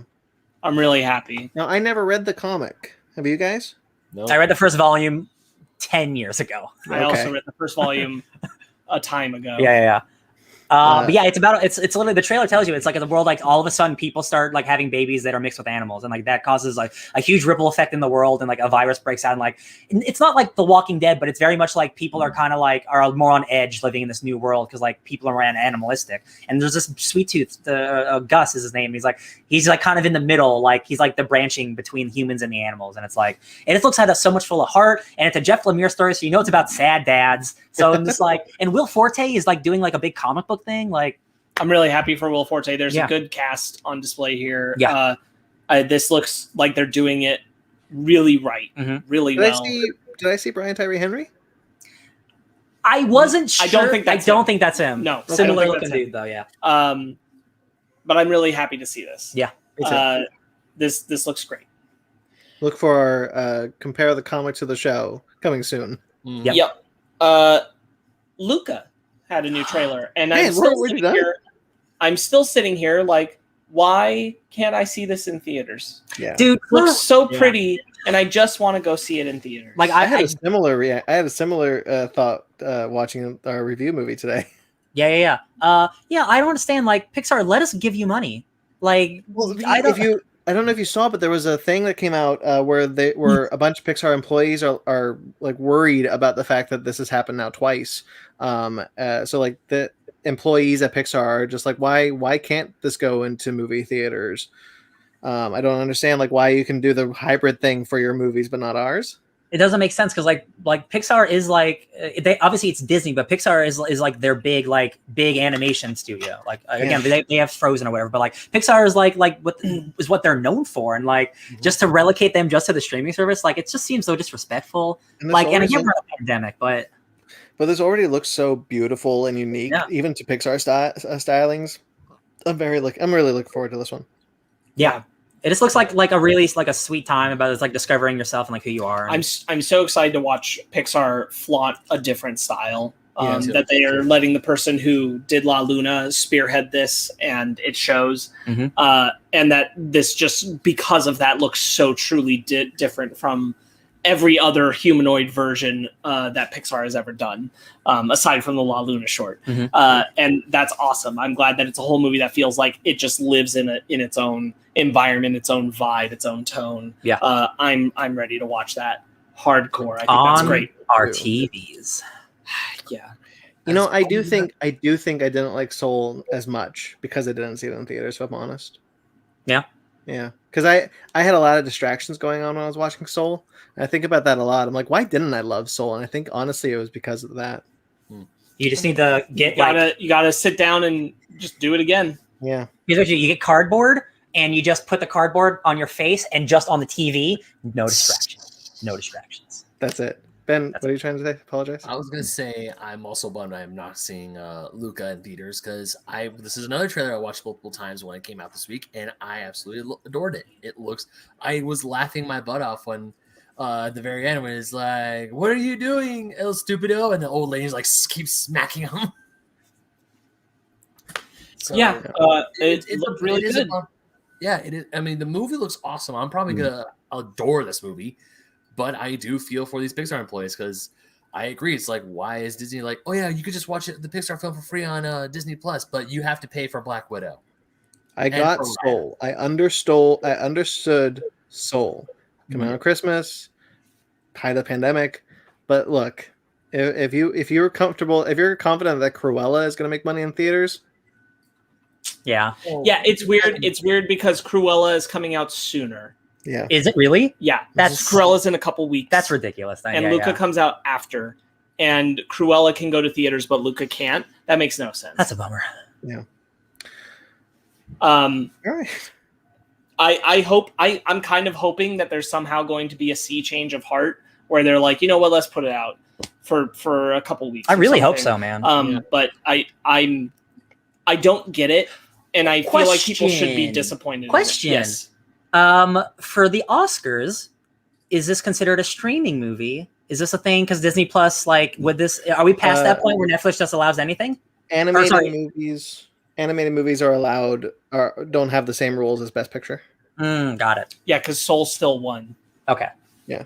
Gotcha. If for an animated film to be nominated for Best Picture, like Up was, it would have to play in theaters, but it can be nominated for Best Animated Feature. See, that's bullshit then, because like if like Luca's really, really, really good, it's the best movie of the year. It can't win Best Movie of the Year because it didn't come in theaters. That's really not fair. That's baloney. Yeah. I mean, you're getting into a large argument when I would say that should be true no matter what. Oh no, like I agree. If there's a best movie of the year, but it didn't go to theaters, it should get to I no agree. matter what. Movies I know, are movies. I know. Oh, yeah. Awards are stupid. Anyway, enough of that. Let's move on to a different anime movie for our main topic. We're leaving the trailer park.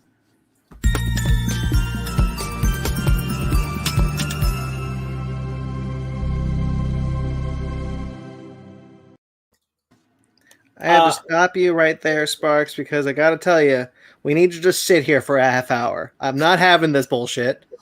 I need to tell you right now that I'm really upset that Netflix bought this movie. I am really upset that this went to a streaming service and not to theaters. I'm kind of upset that I think the only problems I even kind of could have with this movie come from story structure early on that I think happened because it was changed from connected to this. So full spoilers for The Mitchells versus the Machines. This was a Sony animated film that was sold to Netflix during the pandemic and is now a Netflix original. This is from the producing partners of Phil Lord and Chris Miller. I apologize, I don't remember the names of the director or writer. I'm finding them right now, don't worry. Thank you. I meant to write it down, but I completely forgot. So full spoilers. If you don't want to know anything about this movie, skip ahead. The Mitchells versus the Machines was directed by Mike Rianda and co-directed by Jeff Rowe, who is also written by Rianda and Rowe. Nice. So let's just get into it. I don't have a lot to say. 10 out of 10. I'm done. Ben? I loved it. I absolutely adored it. This movie was a blast. I wish I saw it in a movie theater as well, but I was laughing the whole time. There are so many. I don't know if I have a negative thing to say about this movie, to be perfectly honest. So I'm just going to say that. Sparks? Yeah, overall, I think it's really, really great. We're going to talk about it, so I don't have too much I need to say there. I have very minor nitpicks about there's certain story beats that I don't think work, and they're mostly in the beginning. And Ryan. I had a really, really good time. I really wish I would have saw this in theaters. The good news is, like, people are responding to this movie hard. Like, this movie's doing well on Netflix, and it's got like almost 100% on Rotten Tomatoes. And again, that doesn't mean anything, but like, this is a movie that, like, sometimes you see a movie and you're like, okay, this movie is a hit, right? And this movie is a hit, and I'm really glad it is. So, like, even though it didn't go to theaters, like, people are still reacting to it. I think it's awesome. Yeah. As someone who deals with I guess you could also be similar, Brandon, like family dramas and like connecting with people. The movie used to be called Connected. I think it's a really great title for it as well. Like, it does so much with just like a family being a family, but also being an insanely good genre science fiction movie at the same time with great music. I also have very, very little complaints, and like the complaints I have, like, aren't going to give this movie any less points. Like, I agree, Brandon, like, this movie might be a 10 for me, but like, we're going to talk about it some more. I really liked it a lot. I'm probably going to tip my hat a lot, because when there was a moment when I was watching this movie, and there's a bit in the movie when they go on the 7-hour pony ride, and it smash cuts to get to the ledge, if you want to make it alive. What about Prancer? He's with the canyon now. Yeah. And like, that killed me, and I said, I think this might be the best movie of the year. And I was never disproved that when the movie ended. Yeah, and in terms of like absurd comedy, again, like, Lord and Miller didn't like write this movie, but like, their influence is on it, and like, the writers clearly like the stuff that they made before, like the absurdist humor of just like the giant Furby. It's like the Dark Harvest begins, like really stupid stuff. Like, when really, if you look at it on a script, like the Furby is announcing that the Dark Harvest begins. It's stupid, but like the execution of it, it's just so funny. And it's just, the comedy works 99% of the time. And this movie has such a jokes per minute like ratio. It is so high that a lot of the jokes, like, not all the jokes work, but most of them do. And that is, the script is insanely good. Like, the script is so good. There's a bit where the like the high tech robots, the super robots, so like one of them is running away. It's like, brothers, run! The lavender one has come. This this film is probably the purest iteration I've ever seen of an anime movie doing the throw flashy thing on screen to distract children. Yeah. Constantly. Yeah. Do it all the time. And that's usually not good. That's usually a bad thing. That's usually a sign of like not a weak film needing to keep things moving and distracted. Yeah. This film most of the time uses that effectively and well. And that really impressed me. I'm like, I can tell where this is very much made with kids in mind. But it's not hurting the movie to do it. The way that what I'm thinking of in particular is like the way they animate what is essentially Katie's imagination around her, which is 2D animation that appears around her. Mm-hmm. And that is like literal translation of, this is a kind of dull part, throw something flashy on the screen for the kids. Yeah. But they make it work by making it feel organic. There are a couple of moments where I think it hurts the pace of the movie for me. This is moments like the jump with the car, and then it turns into her animation for her imagination animation for a while. And for me, the first one didn't bother me. The second one did. Mm-hmm. The repeat of it when it's doing the robot chase, I'm like, that hurt. That took me out of the pace of the film for a little bit. Maybe because the beat was too long. I don't know. I think that this film totally, because it's the same beat, could have just done it, but done it faster. Yeah. And then moved on. But again, like those are really minor things, and like they don't hurt the film. Like I'm like that bit isn't for me, but it doesn't mean I don't like everything else that's going on. I think that like I really just want to get this out of the way because it is my only real criticism, which is just there's something weird, and I can't even put my finger on it exactly, in the story structure of the character beats of the setup at the beginning of the film. And I don't know where the translation is between just how they establish the family dynamic or the fact that I have knowledge of what that scene looked like before. Because if you remember when we watched the first trailer and it was connected, the conversation at the table was different. Mm-hmm. It was not as much based around the dynamic of her videos and her failure, but more the dad just wanting them to drop technology to engage more. Yeah. And I think that family dynamic thing became more prominent in this version, and something in the working of it felt too clunky in its directness. I think that there's a little bit too much of the talking down to the kids to make sure they get the point kind of thing that I think animated films have been generally crafted to usually handle a little better, and this one a few times like hits that point where it's just like really gonna just drive this moment in the most like obtuse way to make sure that the point fits, but it's not necessarily hitting a character beat that feels resonant. Are they driving in with a number 3 screwdriver? You get what I mean though, and like again, didn't really hurt the film for me. I definitely just felt that in the very early part, and I can't get much more specific than I already have, but there was something just a little weird about that. I also just think I might have liked the movie opening a little more without the flash forward robot engagement. I think we could have just started with the family stuff. Yeah, I think I agree, and I do agree with you. So like the first 15 minutes of the movie when it does like the flashback and then it's like the family setup stuff, I liked it a lot, but like I didn't love it. It really wasn't until like half an hour into the movie where I'm like, oh shit, now I love this movie. Like when the robot invasion really starts happening. But like the first 15-20 minutes, like I think we didn't need so talk about a crazy family. Look, we're gonna save the world. We'll tell you in a couple days. Like it's good, but I agree. I think it kind of ruins the flow of the movie a bit. Not ruins the flow, that's a bad word. Again, this isn't bad, but I do agree it is the weakest part, is the opening for me. You know what I think part of it is that generally when films do that, where they do the like, here's the thing that's going to happen later in the film that I'm narrating for you, and we'll get there, and let's take a walk back. The character kind of revisits that narration with you, and it's like, yeah, now you're here, and this is what I'm feeling in that moment. We don't get that, and the thing is that like when Katie is narrating that opening, which Katie's just not the narrator anymore after, she calls her family the worst family ever. Yeah, but the logic would say that the arc of the film says that by the time that she's telling that story, that's not how she feels, unless we follow her into the narration of that moment in particular, which isn't what happens. Yeah.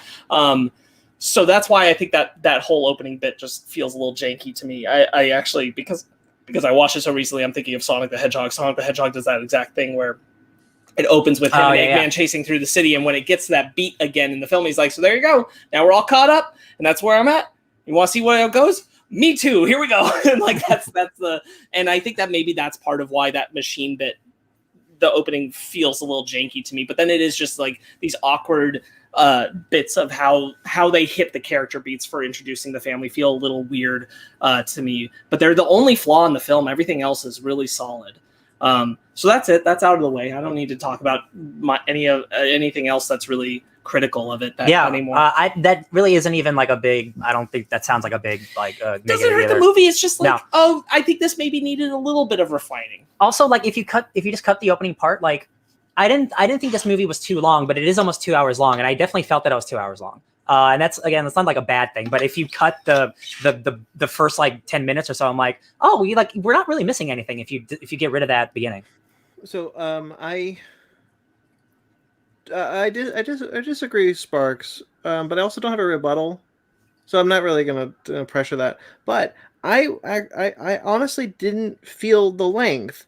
In fact, about an hour in, I was like, "Oh man, I hope we have more of I hope we have a lot more of this to come." Yeah. And it's not that I felt short. Not that I felt it was short. It's just for me, every joke landed. For me, the story landed very well. The characters are well rounded. It feels very personal. It's very original. The animation is so unique and vibrant, and something I've never seen before, even in Spider-Verse, even though Spider-Verse is the closest. Yeah. And I just loved the trajectory there. I just wanted to keep going. And about 30 minutes in, I said, I kind of want to restart this because I want to get back to some of those jokes that I loved so much in the beginning, even though knowing I have so many more jokes that I can't wait to see. I adored this movie. This might be my favorite movie of the year so far. This is definitely my favorite movie of the year. This is definitely my favorite movie thus far. What have we even seen? I mean, to be fair, it's not a lot. out. No, I'm just trying to think, like, what have I even seen this year that, like, it actually just by default, because I haven't seen that much, it might be the best movie of the year. It is by default, or as of right now, it's like by default, but also it's just that good. Yeah. Like, because when I saw how long this movie was, because I watched it pretty late last night, and I was like, oh wow, it's almost 2 hours. Because I was thinking, okay, it's probably gonna be like an hour and a half, maybe an hour 35. No, it's just almost a solid 2. I was like, okay, hopefully this doesn't drag. By like the 20-minute mark, I was like, I'm going to love this movie, aren't I? And just a lot of the jokes were landing so well for me, and I really would like to watch this movie again. I love how a lot of the jokes, like, so Sparks, you mentioned that you didn't like the second time when they did the Rick Missile special with the banjos and everything. I love that they do it twice. I actually love that a lot of things in the movie have a great callback, like the I had the dumbest grin on my face when Katie and Rick were on the robot, Eric and Deborah Bot flying through. Deborah Bot 5000. Eric and Deborah Bot, man. And they were singing Maria he Maria. They're doing that bit. Tears. It was like, they got a callback. And even when Pal was like dying in the water, where it's like, this reminds me of you, they brought back the monkey. Brandon, how much did you laugh when she's like, put me on the table so I can rage? And she's just on the table with a smartphone. Man, Olivia Colman as like an evil AI smartphone. Fantastic. So good. Perfect villain. Don't need any more. For Olivia Colman, like I knew Pal was gonna be the villain. The second Mark, the CEO of Pal, says she is completely obsolete and throws it away. It's like, oh, there's the villain. And then when when it's brought before Pal, and it's like, and I gave you endless knowledge. I gave you a way to magically talk to your family and friends around the world. And what did you do to me? Poke, poke, swipe, pinch. It's so funny. It's not like it's not like I was expecting it as like, oh, is this going to be a social commentary on how people are stuck to their phones? Is it going to be like that? It's like, no, it's just like all the poking and tapping. She hates that. It is meant to be a social commentary on how reliant we are on technology. Yeah.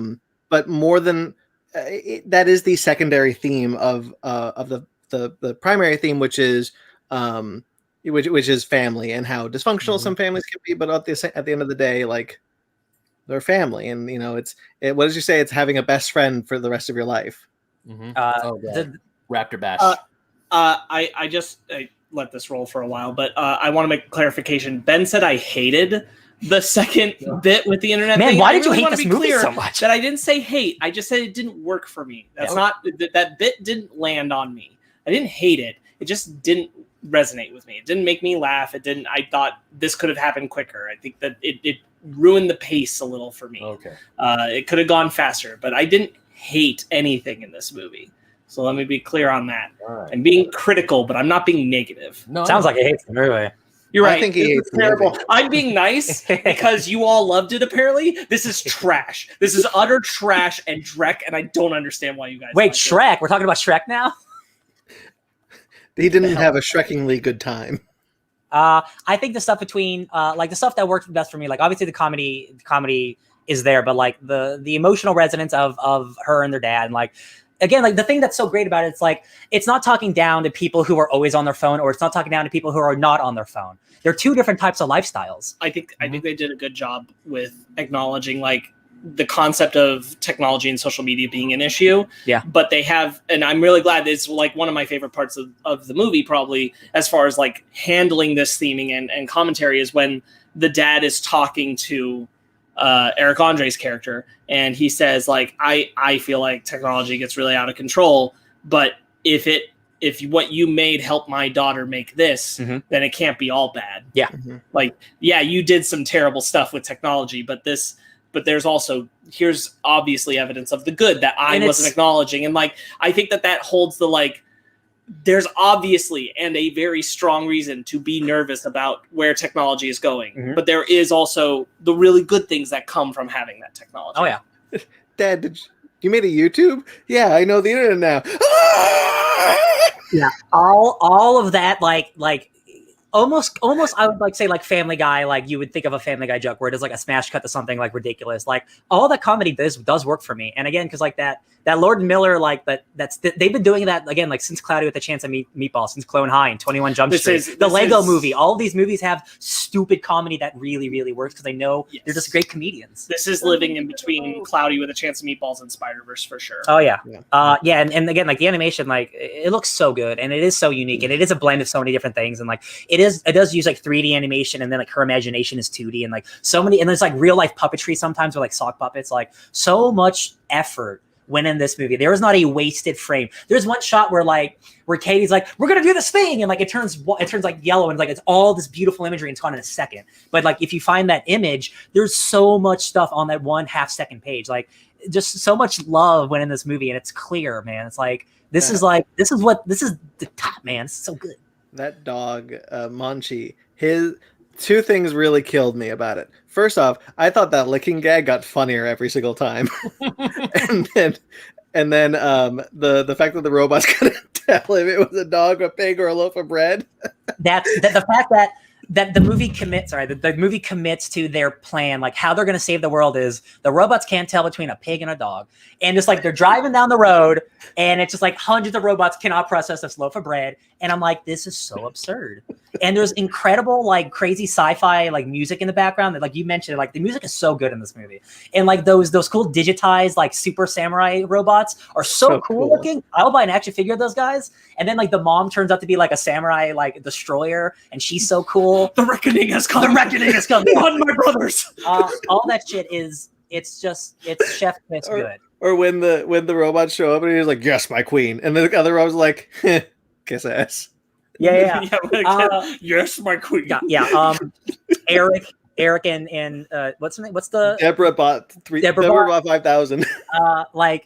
Anytime they like get an order, it's like, okay. Like I love that. I love Bette Beckett and Fred Armisen. Like those are the SNL guys. Yeah, like the casting in this movie is so good. Like nobody's misplaced. Like again, this is one of those winners. This is one of the most colorful animated films I've ever seen. Dude. In the sense that like there's definitely like really colorful animated movies, but this one takes opportunity where like you don't need to go hard on a lot of vibrant color here, and they're just like, yeah, but we're just gonna put purples and blues in the sky because screw it. I feel like it was like, okay, so we don't have to use this much color. It's like, but I wanna. There's a lot. Yeah, but you don't need to. It's like, I don't care. I wanna. I'm gonna go to. Yeah, I'm gonna do there's it. There's a lot of animation around the robots that looks like really colorful indie comic paneling come to life. Like it's extraordinarily vibrant. The giant Furby, when he does a hyper beam, that's like the best like laser effect I've ever seen in a movie. That hyper beam and it like melts everything, and I'm like, dude, that's like the BFG. It looks so good. Or the washing machine, where it's just like, what is it? Spin, tumble, carnage. Yeah. I love. Okay, so one of the gags that got me was when Aaron, the younger brother, is like, "There's a bunch of vacuums coming after me," and it's a bunch of Roombas. Is like, "Come on, my brothers, we shall," and they start falling. We have been called to battle. Ouch! Ouch! Pain! Ouch! Ouch! Love it. Just the monotone of them falling down the stairs is like, never mind. I like for me.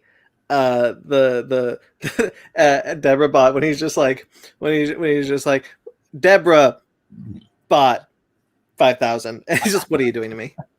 Also Eric. Yeah, they play off really well. The mall scene is one of the coolest things I've ever seen animated, with all the appliances and some of the action beats. The Furbies, what a great nightmare fuel for our generation is seeing those Furbies come to life trying to kill people. Oh man, that was a really interesting pull, because I'm like, that really is more our generation than the generation most of this movie is aiming at. It feels like because this movie is aiming at the kids that were Katie's age and were kids when that song was popular in 2008. Yeah. Like when that song hit the internet. That's who this movie is like aiming at for the adult range. Yeah. And then it's also aiming at like obviously small young children. But the Furby thing, I'm like, that's for the old adults. Like, you wanted to make sure they got all the demographics, because they really did. I'm like, that's not for that if you're generation. 25 to 40, you're gonna be like, oh no, those little things. Like they got everybody. Like the biggest Furby in the world. Yeah. The last time I remember any good Furby joke was in the first Transformers film when they pull a truck up with Furbies and Starscream blows it up with missiles. 2007. That's the last time I remember a decent joke on the Furbies. And now here they are. And it's like, we must summon the other. They all start harmonizing. I'm like, oh no. I don't remember that. Yeah, I remember that. Yeah. I was sitting there and I'm like, when is the last time I even like heard reference to a Furby? And I'm like, it was actually relatively recently. And I realized that Jeremy and I had worked on writing a bit for Subproc that has to do with Furbies. There you go. Always, but that's it. Like Furby hadn't come around in a long time. I'm like, what a weird. I mean, it even had the thing like Furby said, like it's back in style, like it's coming back or something. It's like it's just in time. Furbies are back with the power chip. Says, love Alex Hirsch in this. Yes. Yeah. Alex Hirsch was also a story consultant, which is awesome. Alex Hirsch, for those who don't know, is the creator of Gravity Falls. So right on. Knows his comedic cartooning, and he's involved in a lot of other cartoon shows too. But Gravity Falls is his prominent gem. The Neighbors.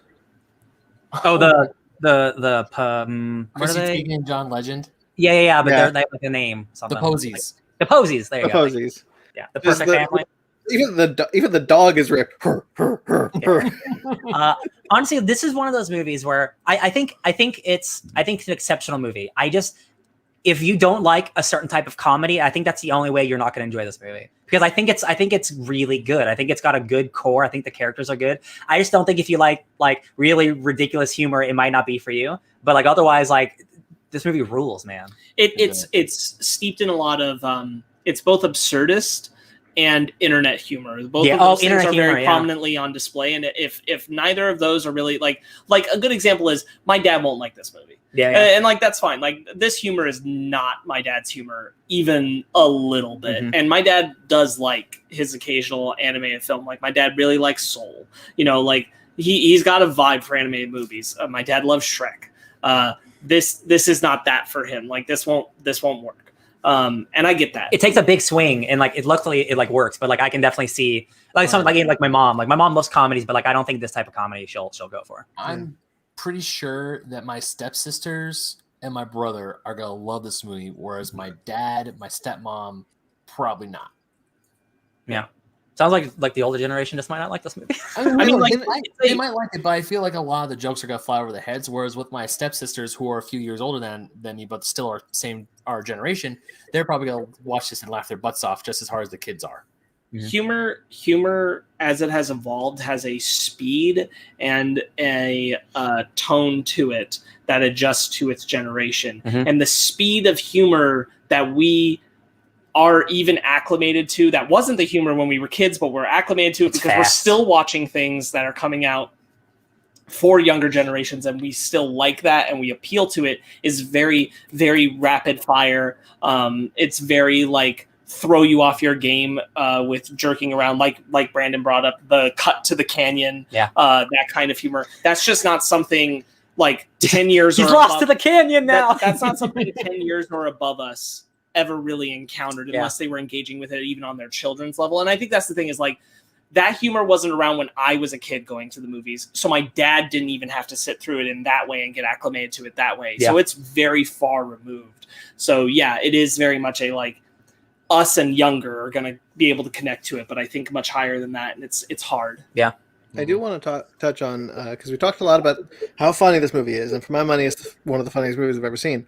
The emotional heart of the film is Katie and her dad. And I think that is handled so beautifully well through the use of the video camera and seeing the old footage of them as kids, learning about the little moose kind of in reverse order. Like you see that he gave it to her, and then you see where it came from, and it became kind of, it was his security blanket, and he gave it to her.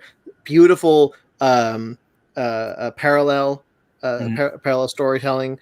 I think that the whole family dynamic just is so real and raw and works in this movie. Yeah. It's a thing again, like there's nothing wrong with being, obsessed with like making videos, but there's also nothing wrong with like, if that's not your jam, you don't have to be. But the problem is you're not even trying to accept what your daughter's doing. That's the problem.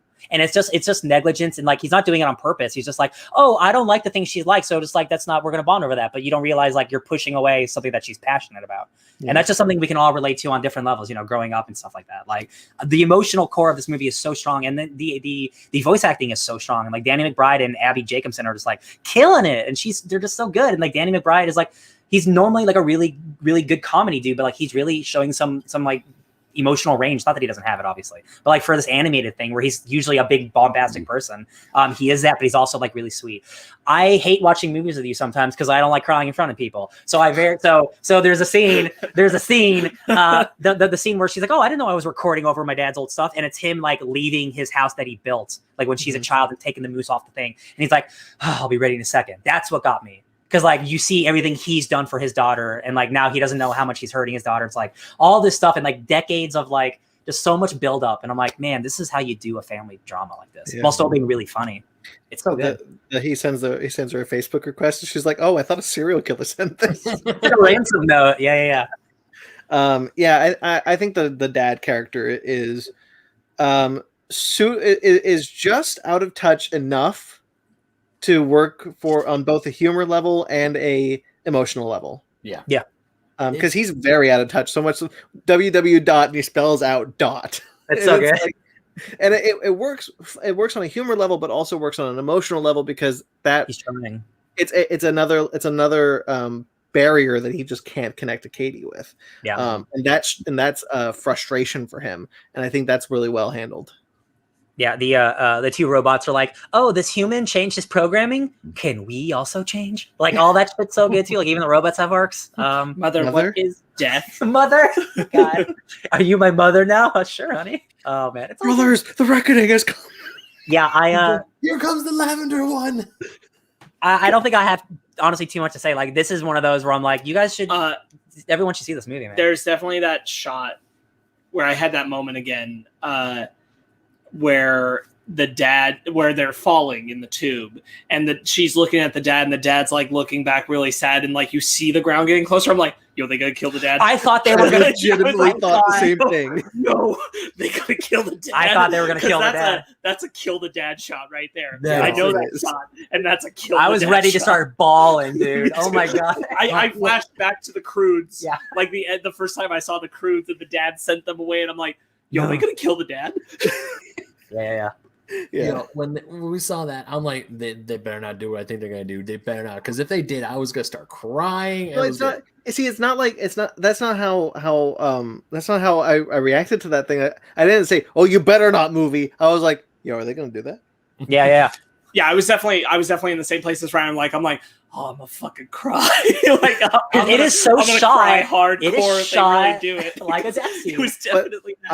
I was bawling when they're singing My He on the robots and destroying all that. I'm bawling, guys. I'm a baby. It was like Yeah. it was like my brain raced in that moment because I'm like, Crudes didn't do it, so it's probably not gonna happen. I'm like, How to Train Your Dragon 2 did it. I'm like, it happened.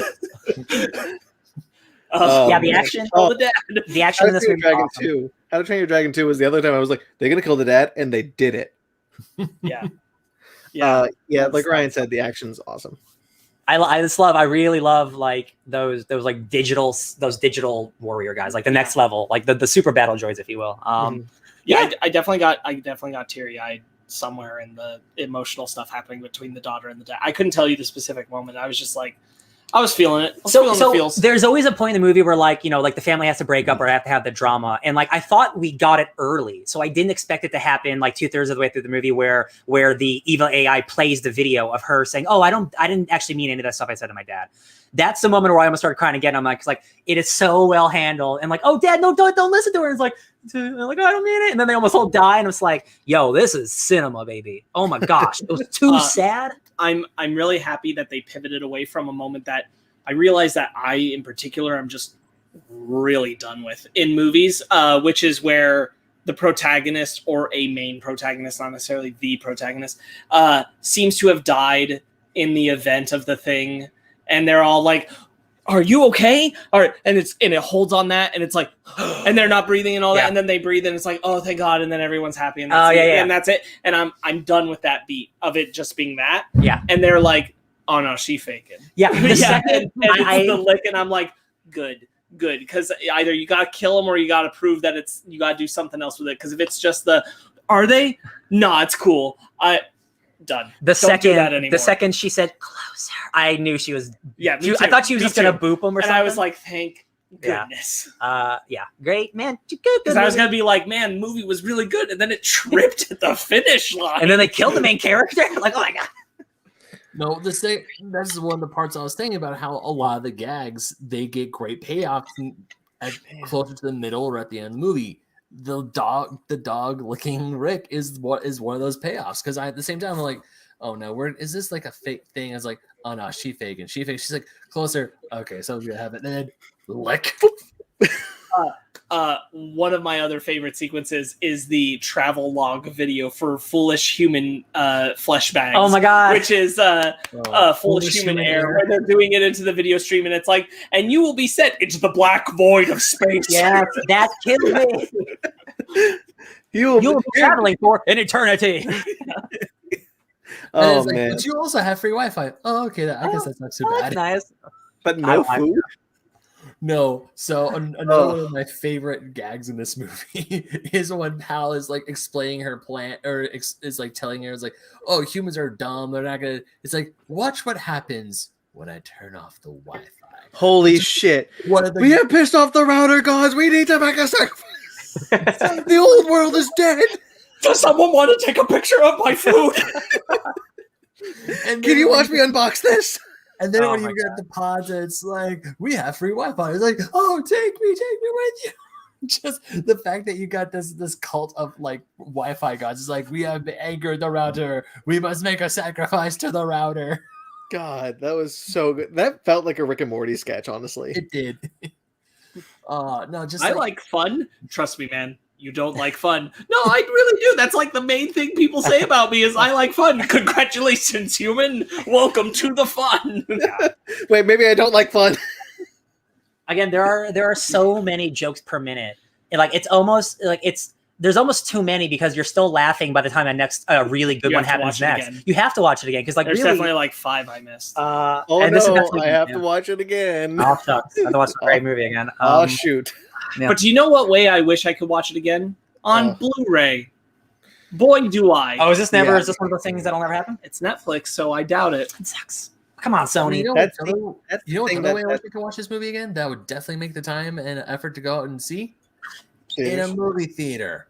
See, the movie theater thing pisses me off because I'd love to see it in a theater. But the fact that it's on Netflix tells to me that, look, Cloverfield Paradox got a DVD Blu-ray release, so I'm not going to take it off the table. But it's highly unlikely that we'll see a Blu-ray or a DVD of this, and that sucks because I want to own this movie. I just don't get that. More importantly, like if you have it, a 4K, because animated films benefit probably the most from 4K, I can tell you. And good God, do I want to watch this in that 4K Blu-ray on my Blu-ray player? Because look, I can stream it in near 4K and great, but nothing beats like having the player on the thing on the device that's supposed to do it without any streaming issue. Streaming can only do so much. Here it is. Here it's so pretty.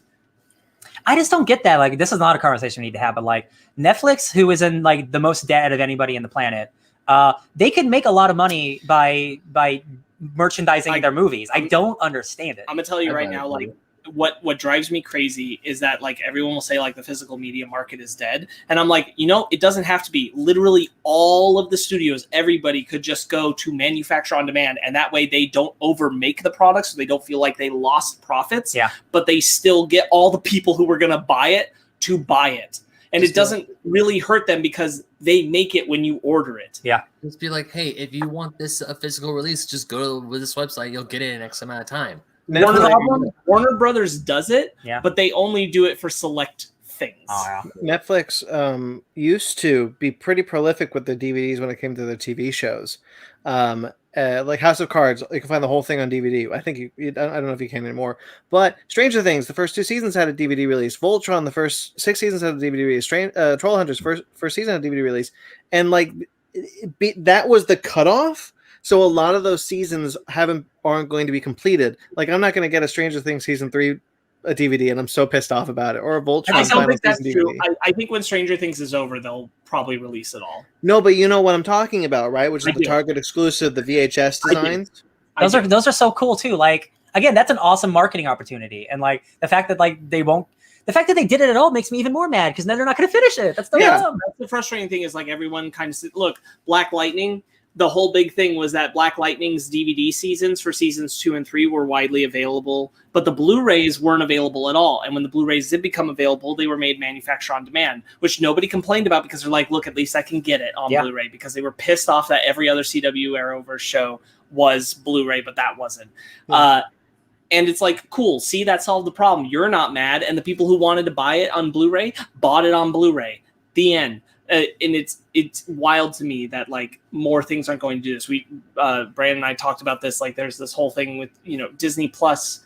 What are they going to do? Will Mandalorian ever be on Blu-ray? That kind of thing. And there's an easy answer. Disney has a thing called the Disney Movie Club where they sell exclusive titles through there rather than putting them out into any other place. And I'm like, put them on there, make them manufacture on demand. People will buy them. Like maybe not enough that you need to bulk sell them in Targets. And the Mandalorian though is something literally they will sell millions and millions of copies. Yeah. But like their whole thing is like they don't want to stock all the Targets around the country because there are going to be Targets where those copies never get bought because that's what happens, and that's why people think physical media is dying because more and more of that happens. And I'm like, cool, go to manufacture on demand, so only the people who want it buy it. The nice thing is once you have the file of like, this exists, the template of this exists, so we can make it anytime they order it. You can just make it anytime they order it forever, and you get to set your price. It sucks because like if you're a Star Wars fan, you can never complete the Star Wars like video. We had that discussion with the MCU, WandaVision and the Falcon Winter Soldier. Are those going to Blu-ray, 4K, whatever? If you're an MCU fan, chances are a lot of MCU fans who already own all the Blu-rays are collectors like us who are going to want the complete collection and might not be able to get a complete collection because they're on Disney Plus. Yeah. Disney seems like they'd be smart enough to do it, but I don't know. Disney We're- Plus we're- is such a new streaming service. Like it's still pretty new, so it's kind of up in the air whether or not they're going to do it at all. So Yeah. we'll Look, see, I guess.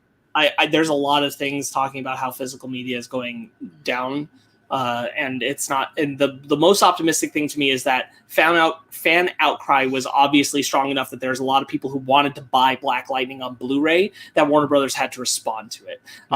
So that makes me optimistic that I'm like, look, the demand is out there for these things. You just have to be willing to like work with the market. I understand not wanting to make enough to put in every target across the country, et cetera, et cetera, et cetera. Yeah. But that doesn't mean that you shouldn't make it and market it to the people who want to give you the money for the products. And Mitchell versus the Machines, to bring it back to our topic, is definitely one of those things where I'm like, look, if Netflix offered a manufacturer on demand 4K Blu-ray for like $35, I'd buy it. Like I would do it. Yeah. I want that movie that way. Yeah. All right. This movie's really good. You guys should watch it. Everyone should watch it. It's really great. I had very little that I thought was bumpy about it. Do you want to rate it? Yes, you do. 9.8. We don't do that here. Well, we do today. Come on. Like they don't mean anything. Ryan? I would give it a 9.5. I don't know why I went. No, I know it's not totally perfect because I did talk about some stuff. Yeah, 9.5. Yes, movie is probably my favorite movie of the year. I'd have to see what else I've seen, but like I think it's mostly been big blockbuster stuff. So this movie's real good. Love it. Ben? I'm straddling the line between a 9.5 and a 10. I absolutely love this movie. No, screw it. I'm gonna give it 10. After this movie was done, I had nothing bad to say about it. I had nothing wrong. I had nothing critical to say about it. I enjoyed myself the whole ride. And to me, if I could fully enjoy myself through an entire ride of a movie, and I really want to watch this again, to me, that's worth a 10. So I'm giving this movie a 10. I absolutely adored it. Look, I've talked about how unique the animation is, how gorgeous this movie looks. This movie worked so well for me on every single level. It's a masterpiece. It might be the best movie of the year. I haven't seen the rest of the movie of the year. Say 4. Say 4. 4 out of 10. So it's a 3 out of 10, actually. No. It is a 10 out of 10. This is if we had reviewed Barb and Star, I probably would have also given that a 10 out of 10. So it's right up there, man. Barb and Star and Mitchell. I was so impressed that got a 5-star out of you, and I'm pleased. That's a solid film. This is definitely probably the highest rated movie we've done because I can't think of anything I've given this year. Yeah, definitely. I mean, like, honestly, I coast almost into the 10 territory because, again, like, I have criticisms, but they really don't hurt the movie. Yeah. They're just, like, things that I'm like, that probably just needed, like, a little bit of tweaking for me, but it's still, like, solid. I mean, I've only seen the movie once, and I might give a few more. I might point out a criticism here and there when I do watch the movie a second time, but I know what I'm going into, and I feel like I'm still. I mean, even if I do point out, I was like, okay, here's a little note or here's a little criticism. I'm still going to fully enjoy the movie. Yeah, there's nothing wrong with a little bit of criticism for a movie that most of us are giving 9s and 10s to. Yeah, Ben does have a tendency to over dramatize a criticism. I only refer to you saying that Sparks hated a moment when he clearly said he didn't. Yeah, he didn't. Well, also that Ben will usually have, like, if there's that one thing that really just pisses him off, it's gonna really drag that thing down. It's true. And all it takes is that one to hit him right on the, like, piss me off button. Not this movie, though. Speaking of that, let's move on to the book club.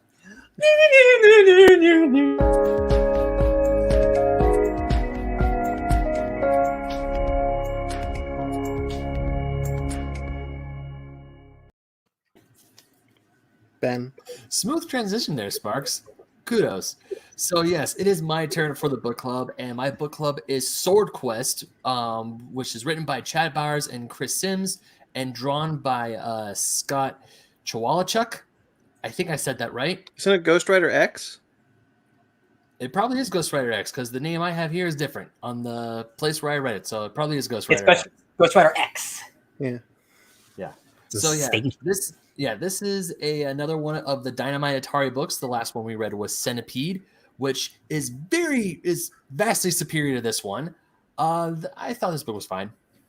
I read the first issue of this. I read the first 2 issues of this. I bought it at a comic book store a while ago, and I liked it. But unfortunately, they never got my 3rd issue, and by that point, the other issues were gone. And I couldn't find them anywhere. So this is the first time I finished it. I still liked it. I had a fun time with it, but it just didn't give me that oomph that Centipede did. So.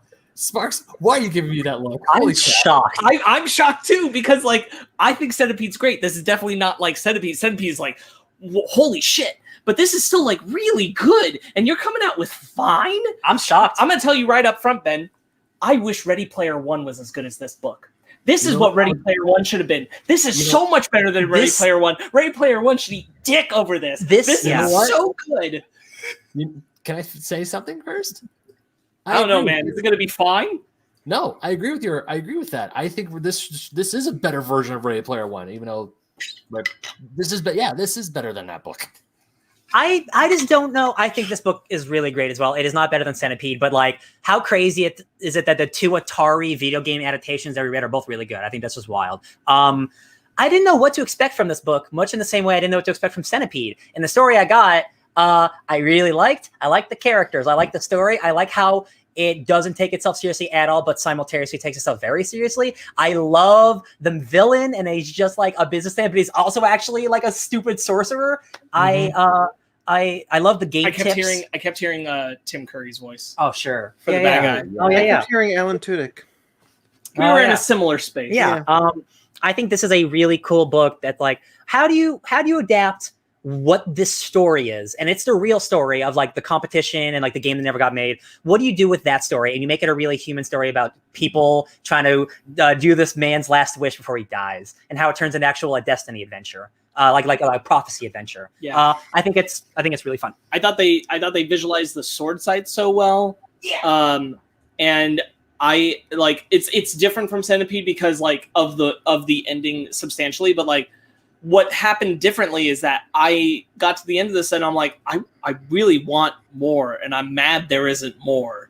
I want where this goes next. I was kind of bummed about when we got to the end. I was like, I really want to see what happens next. I really want to see them in Atara, living their lives.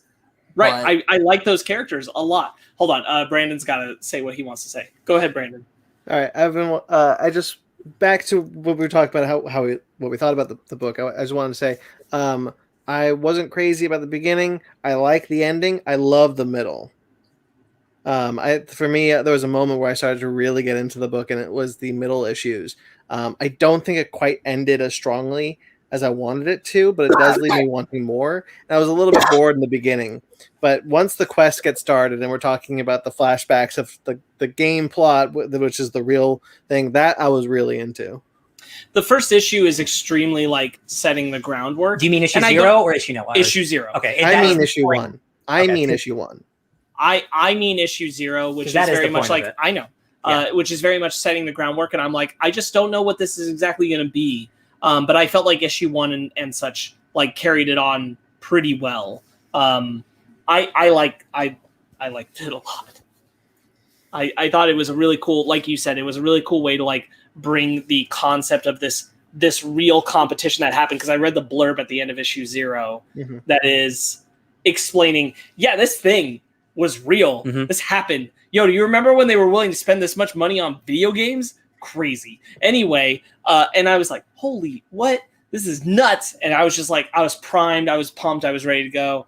And I think like the undercurrent of Peter facing his mortality and also reconnecting with these childhood friends, but the way that he and Alvin left things, I thought was just such a good thematic through line under everything else. And again, like, I think the sword side is used so well, like the way it does when Alvin shows up again, it's got like affection rejected that are appearing on 2 different books before Alvin greets him, and it's the sword sight like coming in to like quickly cue you in. I thought they used it as such a good device for like telling you how they know things, but also like making you aware of plot details early, giving you clues, which is what the whole thing is supposed to be about. It really made the clue finding and solving puzzles of what the video game mechanic would be feel organic to the comic storytelling, which Ready Player One absolutely failed to do at every single corner I can possibly think of. Now that you have brought in the Ready Player One, what's the word? Comparison. Parallel? Comparison. The book does ring a lot better to me now that I have because like I'm looking at it as a comic book and then you're like Ready Player One should have done this. I'm like, oh yeah, should have. Now that I had that comparison, I'm kind of like, oh, you know what? Yeah, I'm much more into this now. I love the idea that it starts off of like a regular. There's a movie called Fanboys. I don't know if you guys have seen it. It's about I think it's Fanboys. It's the one where the kid, the kid is dying of cancer, and his one dream is to see episode 1 before he passes away. Yes. And so it's like his quest, right? And that's like a fun adventure. It's not like this, but that's the tone I thought this whole book was going to be. I didn't know there was going to be any actual magic or anything like that. I thought it was going to be just this guy dealing with his death and his friends and what's the word? Reconciliation. Thank you. Yeah, I'm tired, sleepy. But then it turned into when freaking Conrad Juros, he just like, oh, guess I gotta kill Peter now, and he puts on a bunch of robes, and I'm like, oh, this is actually really silly, and I love it. And like the Minotaur man, like, I love it. The other thing I thought was cool is that it's picking up a lot of story beats that come from the comic that was made before that they refer to. Like, there's art that is recreating images from that old comic, and I'm like, that's dope. It's so weird. That's really cool. The covers of this comic are never really in the comic. There's very little of like the two like blonde big leaves, right? Because those there were variants that were referencing the DC Comics SwordQuest comic that came out way back when, and it's those characters, those twins, which I thought that was such a cool translation device. Like, here are these two black twins he knew. They're the twins. See how this carried over? It's always in his life. And I'm like, oh, that's crazy. And you were there. So funny enough, as I was reading this book, because on the place where I read SwordQuest, the original 1982 SwordQuest that DC put out was right below it. Yeah, and part of me really kind of wanted to just flip through. I didn't make the time to do it, but I want to flip through those issues and maybe read a few of them to see, because you had to read the book and play the game in order to solve the riddles. Yeah. And these were hard riddles back in the early 80s. You had to really dig deep and know your stuff. And I was like, and looking and reading into this, because this is one of those things where I feel like it's a perfect symmetry of video game history, what actually happened, and the fantastical all mix and combine in a really good harmony. Because it is true. Airworld for the Atari 2600 was never made. It was canceled. Those prizes were actually won by people, but they couldn't give them the ultimate sword because the last game was never officially made. And so because people either owned or unsold and got rid of those priceless those priceless items, because it's like, well, we need the money now. So just to see, the fact, because I don't know if the sword actually was made. I don't know if that was just something they put in the book, but it's something that just made my retro history heart flutter, because that's actually something that happened. And then Ben, what? Your nostalgia's bitch heart. Do it right. It's a little retro. It's a little glitchy. It's like an 8-bit heart that's just beating. Yeah. So my nostalgia's bitch heart is like, oh, this is great. They did their research, and I actually just looked something up just out of sheer curiosity. Centipede and SwordQuest are the only 2 Atari games that Dynamite published in comic book form. I am now bummed because I really want to see more. I was hoping there was a dozen that we just have never read. I'm like, sweet, I got a whole landmine full. I was hoping that there was going to be, because there are so many other Atari games you can do. I didn't want a sequel to Centipede, because I liked Centipede as it was. Oh no, it was a great one-off. I would have read an ongoing of this book in a heartbeat. Me too, 100%. Right. Yeah, it's such a good idea. Yeah, I'm talking about other classic Atari games. Like you could. Oh, I know. I just wanted to keep the conversation to SwordQuest. Yeah. Whereas SwordQuest, you know what? If there was a sequel to SwordQuest, you know that they could have done. You know what they easily could have done with the SwordQuest one. Call it SwordQuest Airworld Volume 1, and had Earthworld, Fireworld, and Airworld, or Waterworld. They could have had all 4 worlds and told the whole story. Yeah. I think this is a really funny book. I think that the writing is really clever and really funny. There's a lot of really just good comedic moments. There's what's the guy's? Is it Terry? Terry, who's an actual Minotaur. That dude's really funny. They're all arguing, and then he's just like, the fate of two worlds hangs in a precarious balance, just in the middle of a room. That dude's hilarious. I love when they walk back into the room, and Alvin's like, yeah, I'm gonna go with him. And they're like, yo, what? And he's like, yo, he knows stuff. Yeah. He shouldn't know, so I'm gonna go. There's a dark arcade where all the games that never got published go, and it's gonna be hard to see. But there's a Mortal Kombat clone called Swan Lake.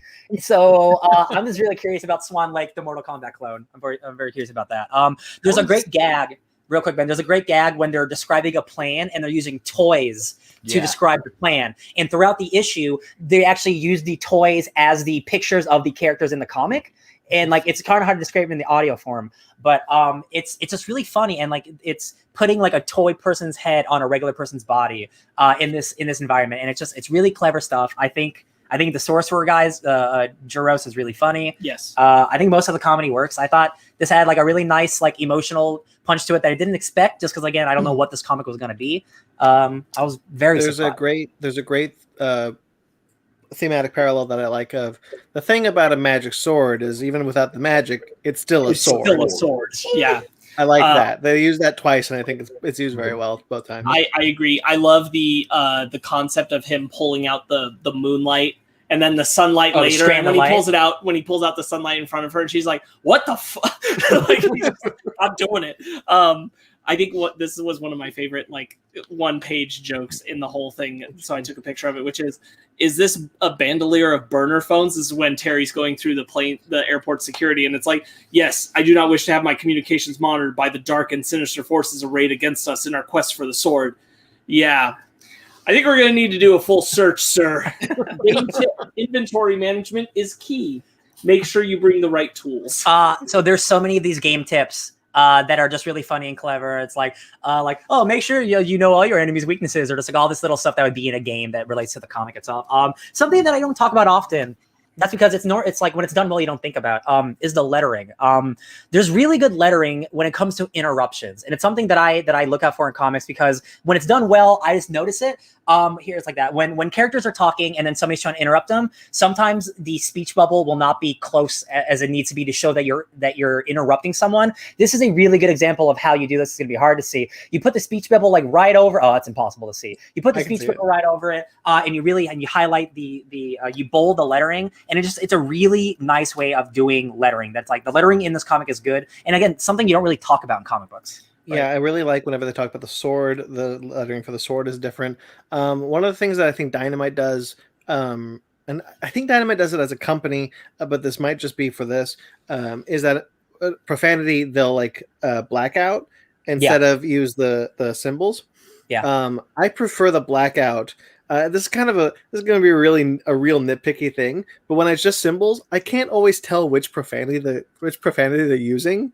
But when it's this, I always can. And also the thing, Brandon, is, and this isn't always the case, but sometimes they won't even use the proper amount of letters used for the swear word. They'll just put like expletive, like 5 expletives, and you're trying to figure out what is a swear word, and it won't actually match because they're just doing it. So I also prefer the black words. You just it's less to leave the chance. Because that way they actually wrote it and then they blacked it over, and you can the proper swear word inserts in your mind, so the dialogue flows more naturally. And also, it look really, really hard in some cases. You can actually see what it's supposed to say too. Yeah, just a little bit. Yeah. I really enjoyed this. I thought it was a really inventive way, just like Centipede, of an inventive way to handle the material based around this really old ass game. Yeah. And translate it to comic form. I think it is in general, especially because of the reality of the whole competition setup, an easier thing to do to translate this than Centipede. Centipede is wild as hell because Centipede turned into that comic. So it's not really fair to compare, other than the fact that like these are coming from that same source. But I still think this did a really good job with what it had, and it's a good thing when you end your comic, and I want to keep reading more of it in a sense. I do think it still had a good character ending thing, but it definitely is like, I feel like there should be more of this story. Yeah. Rather than feeling like I got the wrap up that I felt when I finished Centipede. There's a great moment at near the beginning, like when they're like getting the team together, and it's Alvin's the brother, right? He's like, yo, man, I know exactly how you're feeling. Like, I know you're about to die. I got kicked off a TV show. Like, and he's like, are you really comparing our situations right now? Man, they really don't address it much later in the comic, which I was surprised about. But because you're not sure what Alvin feels sexually about him, like, and then they have that one guy come up to him at the airport, and he's like, I thought it was so brave of you to come out on your show, and I'm like, oh, yo, they're not what? Yeah, and I was surprised that didn't come up between him and Peter at all. It is, but it makes me wonder if there was more planned and like that's something they would flesh out, because like when they first meet, like when they're kids, like it looks like our main character likes the other character, likes Alvin, and then Alvin doesn't reciprocate. But it turns out maybe Alvin is gay or was gay and just like didn't know what to do, and like now is like ready for it, which is a whole different thing. Like just what that weighs on Peter. Like it's one thing to have like someone you're close to like reject your affection like that. It's another thing to watch them get famous, be on TV, and come out there, and then have that all reopened on you again. I think all that stuff's handled well, and again, it isn't like they don't do a lot with it, which again is nice, because I'm kind of hoping that there was more planned than they would kind of get together or something. But I think like the journey of like these two different people at different points in their lives, and like, oh, they might end up together. It's a nice through line that doesn't go anywhere, unfortunately. Yeah. I don't have much else. No, I am 100% surprised, and thank you, Ben, for choosing these two comics. Like it just makes me like, I'm always someone who gives. I like to think I like to give comics a chance. I always pick up number ones, but I wasn't someone who would pick up a Centipede number one, because like I just have an idea of what that comic would be, and now I know it could be. Comics can be whatever they want. So like this does make me more excited to check out maybe some video game adaptations that I haven't read yet. That because there's a bunch of like Assassin's Creed ones that are written by Alex Packnerdale, who apparently those are pretty good, but I've never read them because they're tie-in comics. So like this is a new avenue for me, maybe. Real quickly, Mag. Knowing that we're probably getting out of here, Mag. Good night, sir. As always, he says, "Have a good night, gang. Stay safe, and catch you later." Next week, as always. So, I am still very bummed that Dynamite did not continue with their.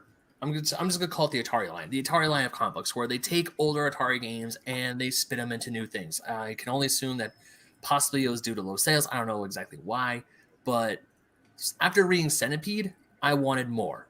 Because I remember when I was picking up SwordQuest, I saw an ad in for Centipede, and I'm like, oh, cool, they're doing Centipede next. Unfortunately, I never found it. I never got it.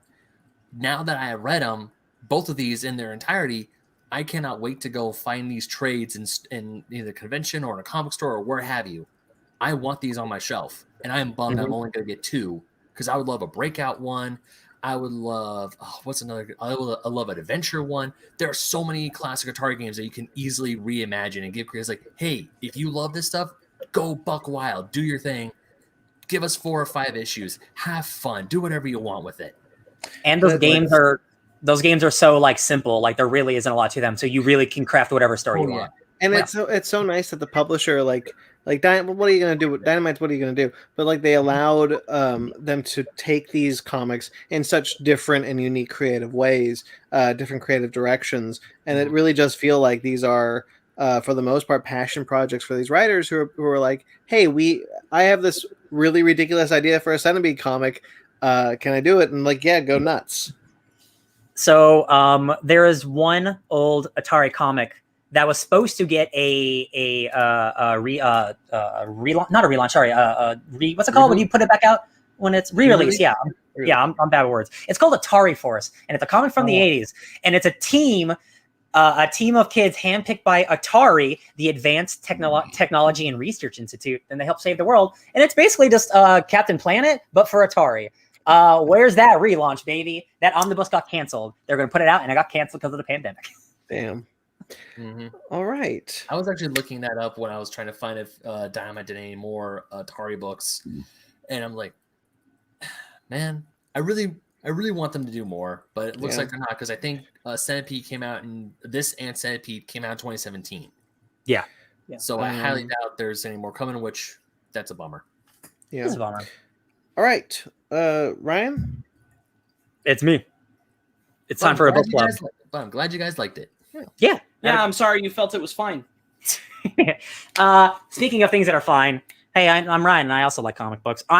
So we watched a series recently called The Falcon / The Winter Soldier, and I wanted to read something involving those two guys, or one of those two guys. And I was looking through my Marvel Unlimited, because Marvel Unlimited for only $9.99 can get almost every comic Marvel's ever published. That's not a sponsored ad. Please support me. And I was like, I'm gonna read some Winter Soldier. So I looked at some books, and I'm like, I don't want to read just the traditional Winter Soldier book because those are all good, but it's traditional. So I picked Bucky Barnes, The Winter Soldier, written by Alice Cott and pencils by Marco Rudy. This is Bucky Barnes when he's the protector of Earth in space. This is a cosmic Bucky Barnes book that nobody bought, maybe except me and Brandon. This book, I haven't read it since it came out, but I was reading it today, and I'm like, this is sick. This is so cool. And Marco Rudy is the type of artist, like a Bill Sienkiewicz, who's like super painterly and ethereal, and like not the type of guy, Marco Rudy. Oh, there you go. It's not the type of Winter Soldier isn't the type of guy who would be a big cosmic book. This was a big risk, and it didn't work. Unfortunately, nobody bought the book. But we're gonna read Volume 1. It has some amazing art. We'll see if the story holds up. You know what? They did 12 issues though, and I have all 12. I also have. Oh, so yes, I would find them, but they're like locked way under my long box. I was so. This was one of the early Marvel books that I got. I was so into this idea, like throwing Bucky into the cosmic world after Original Sin. Yeah, so into it. Original 2014. You know what? I need to reread this because I remember Brandon loaned me a few of the issues. I wasn't the biggest fan of them, but I'm willing to give them another shot. Hey, it's definitely a weird book. Like it definitely goes for it. So we'll see. I do remember the art being. I liked the art, but I didn't quite like. I remember thinking that this wasn't the story I wanted to read, so I'm interested to go back and see if that's changed. I 100% agree with you. Yeah, because like, why did you make Bucky the new Nick Fury in space? Why did you do this? It's weird. Okay, so next week, guys, it is Jupiter's Legacy. Season 1 drops on Netflix, so we are going to be comparing at least the first episode of the Netflix Jupiter's Legacy to the first volume of that comic. Oh, wait, that means we skip our book club, doesn't it? Usually. Oh, yeah, we can just, so my book club will be in 2 weeks. How about that? Okay, 2 weeks for Ryan's book club. 2 weeks to read it. So Jupiter, I totally blanked on that one, but so Jupiter's Legacy, Volume 1, compare that to the show. I apologize, Ryan. So yeah, no, that's fine. So we will be talking about the first episode. We talked about it before. We might watch up to the first 3, but we're definitely just watching the first episode for sure, comparing it to the comic. Just time-wise, we might not be able to get to the whole show, but unless it's excellent, and then maybe we'll see. What if there's only 3 episodes? Oh my god, that'd be what a season. Okay, so look forward to that. And then of course, hey guys, we do a lot. We have a network without calling it a network. You can check out, as I mentioned up top, my new show Conversation, for you audio listeners. That is linked below. A new episode, Michael Tanner from the Burn After Pitching podcast. I forgot who's next. I meant to write it down, but this Thursday, hopefully I'll be able to put up a new episode. So I may have some delays now that I'm up here, but I'll keep you guys in the loop. I mean, audience, guys, not you guys. Screw you guys. Okay. And check out the rest of the stuff on our YouTube channel. Hey guys, if you're watching this live like Mag does every week, or if you're watching the replay, or if you're even audio, subscribe to our YouTube channel. Make sure to subscribe to our channel. Make sure to like this video.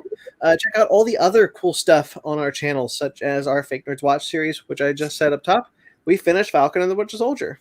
Hey, shout outs to my sister-in-law for watching all our Falcon and Winter Soldier episodes and subscribing. Thank you. She did indeed. Oh man, I forgot that they were married for a second. Yep. I saw my nephew this past weekend. It was great. Whoop, whoop. And we alluded it to, but we will be doing a Fake Nerds Watch special on Invincible soon. We'll coordinate that, and that'll be up shortly. Probably not this week, maybe next week. We'll see. We'll see. We'll see what we can do. Basement Arcade, of course. We have our Basement Arcade series and our Basement Arcade Pause Menu series. Those are up as well. And Fake Nerd Book Club, which we will get a new episode out as soon as we can. A little bit more difficult now that I'm up here, but hey, that will be Gotham Academy. Yay. Thank you. We also have masks. I still don't know what to do with the rest of that fabric, so hey, buy some masks. We don't have a lot left. We did pretty well on those. But hey, if you guys still want a Fake Nerd Podcast mask, you can still buy them from Crafted by Z, linked below. Our Patreon, if you want to support us on Patreon. We have our 3 tiers on Patreon. The second tier, our $10 tier. Ben, You're passing. You're allowing people into your club. It's a special club. It's a special club that you are friends with Stephen King. You too, listener, watcher. You can also be a best friend of Stephen King. If we get 15 $10 subscribers, Ben's going to lead his own Stephen King book club with those subscribers. Yep. It'll be a new show. No, I'm not. And he can only recite it by memory of all the books that he's read. No. He can't look up anything about the books that he's read. And if anybody challenges him and says something in this is wrong because they also are like, I read the book and I think that this happened, Just point to the shirt. then Ben has to adamantly say that they're wrong and defend his point. He is his best I'd friend. watch the shit out of this show. Absolutely. I am just so scared that if this Stephen King estate gets word of this, they're gonna come after us, and I don't want to be a part of that. No one's Stephen coming King after estate's us. not coming after us. We have 5 subscribers. Oh no, they'll come after us because we said Ben's his biggest fan. Oh no, he has a fan. Let's get him. And of course, our TeePublic. If you don't want to get a great deal of $10 for a shirt, I don't know what's wrong with you. You can get a more expensive shirt on our TeePublic. We got tons of cool stuff up on TeePublic. Check that out. Still nice shirts though. Still nice shirts. All of that is linked below, as well as you can find it on our website at www.fakenerdpodcast.com. Also linked below. Thank you to everyone who listens, and thank you to everyone who watches the replay. Thank you to Mag. Mag, you're crazy, dude. It's early. It's early. And dude. He's done later. He's done longer. He's been with us till 2 a.m. once. He's crazy. Real quickly, guys, it is early. Do we want to vamp for like 30 minutes? Nope. I got some Pokemon I need to take pictures of. Anyway, thank you to everyone guys, all your support, even if it's just all of it, is so great. We love you. Thank you to Jeremy Vellucci for our musical interludes and our themes. You can find him at Jeremy Vellucci Keyboards. Of course, his podcast, Suburban Proctologist. You can find that on iTunes, of course, or Suburban Proctologist Official, or Instagram at Subprop Podcast. Guys, there's a Suburban Proctologist shirt on our TeePublic. Amazing. If you're a big fan of that show. Thank you to Mike Mottola.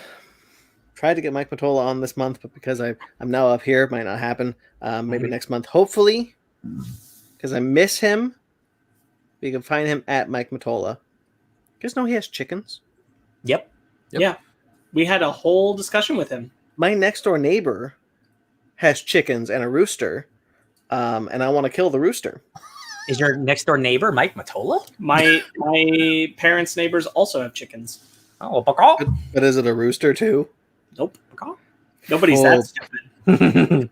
She has a rooster. I like waking up at 3:30 in the morning. What are you doing? So essentially, Brandon, you want to go and snuff the rooster, right? So my dad calls the garbage disposal the grinder, and we talked about, like, he put Doritos in there once for some reason. And we were like, that's weird. Why'd you do that? And so I said, Doritos don't go in the grinder, but you know what could? The damn rooster. There you go. Call on Allison Chains, ask them to come over and take care of that rooster.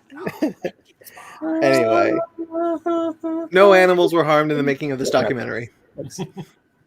All right, That was a good joke. That was a good joke. That was a good joke. That was a good joke. Lots of good jokes. You can find us on Twitter, Instagram, Facebook, all at Fake Nerd Podcast, fakenerdguys@gmail.com. If you'd like to get in touch with us personally, I'm a BT McClure on Instagram and Twitter. Ben? You can find me on the internet at BenMagnet27. Like we said at the very top of the show, I also write for OldSchoolGamerMagazine.com. The link to my newest article about using video game guides to beat your retro games is down below. And also, Little Sizzle, a new Basement Arcade pause menu episode is going to get recorded this weekend. Yay! Whoop, whoop. Cool. Sparks? You can find me reading at least 9 books about the atomic age and pop culture at the time at Sparks Witty on Instagram and Twitter, SPARKZ Witty. Ryan? You could find me everywhere at DJ Tony Snark, potentially streaming with my new green screen camera stand and PlayStation 5. But we'll see how I feel emotionally. Look at you, big spender. I got it. Thanks, Papa Joe. Might as well get that Roadcaster, make it official. Hey, he did all that for you. You gonna pledge allegiance on Loyalty Day, man? Never. Subscribe to us on iTunes, Stitcher, Google Play, TuneIn, Spotify, iHeartRadio, Amazon Music and Podcast, and Pandora. Rate and review wherever you get us. We greatly appreciate it. Like this video, subscribe to this channel, and until next week, guys. Raptor Bash? Raptor Bash. Rawr.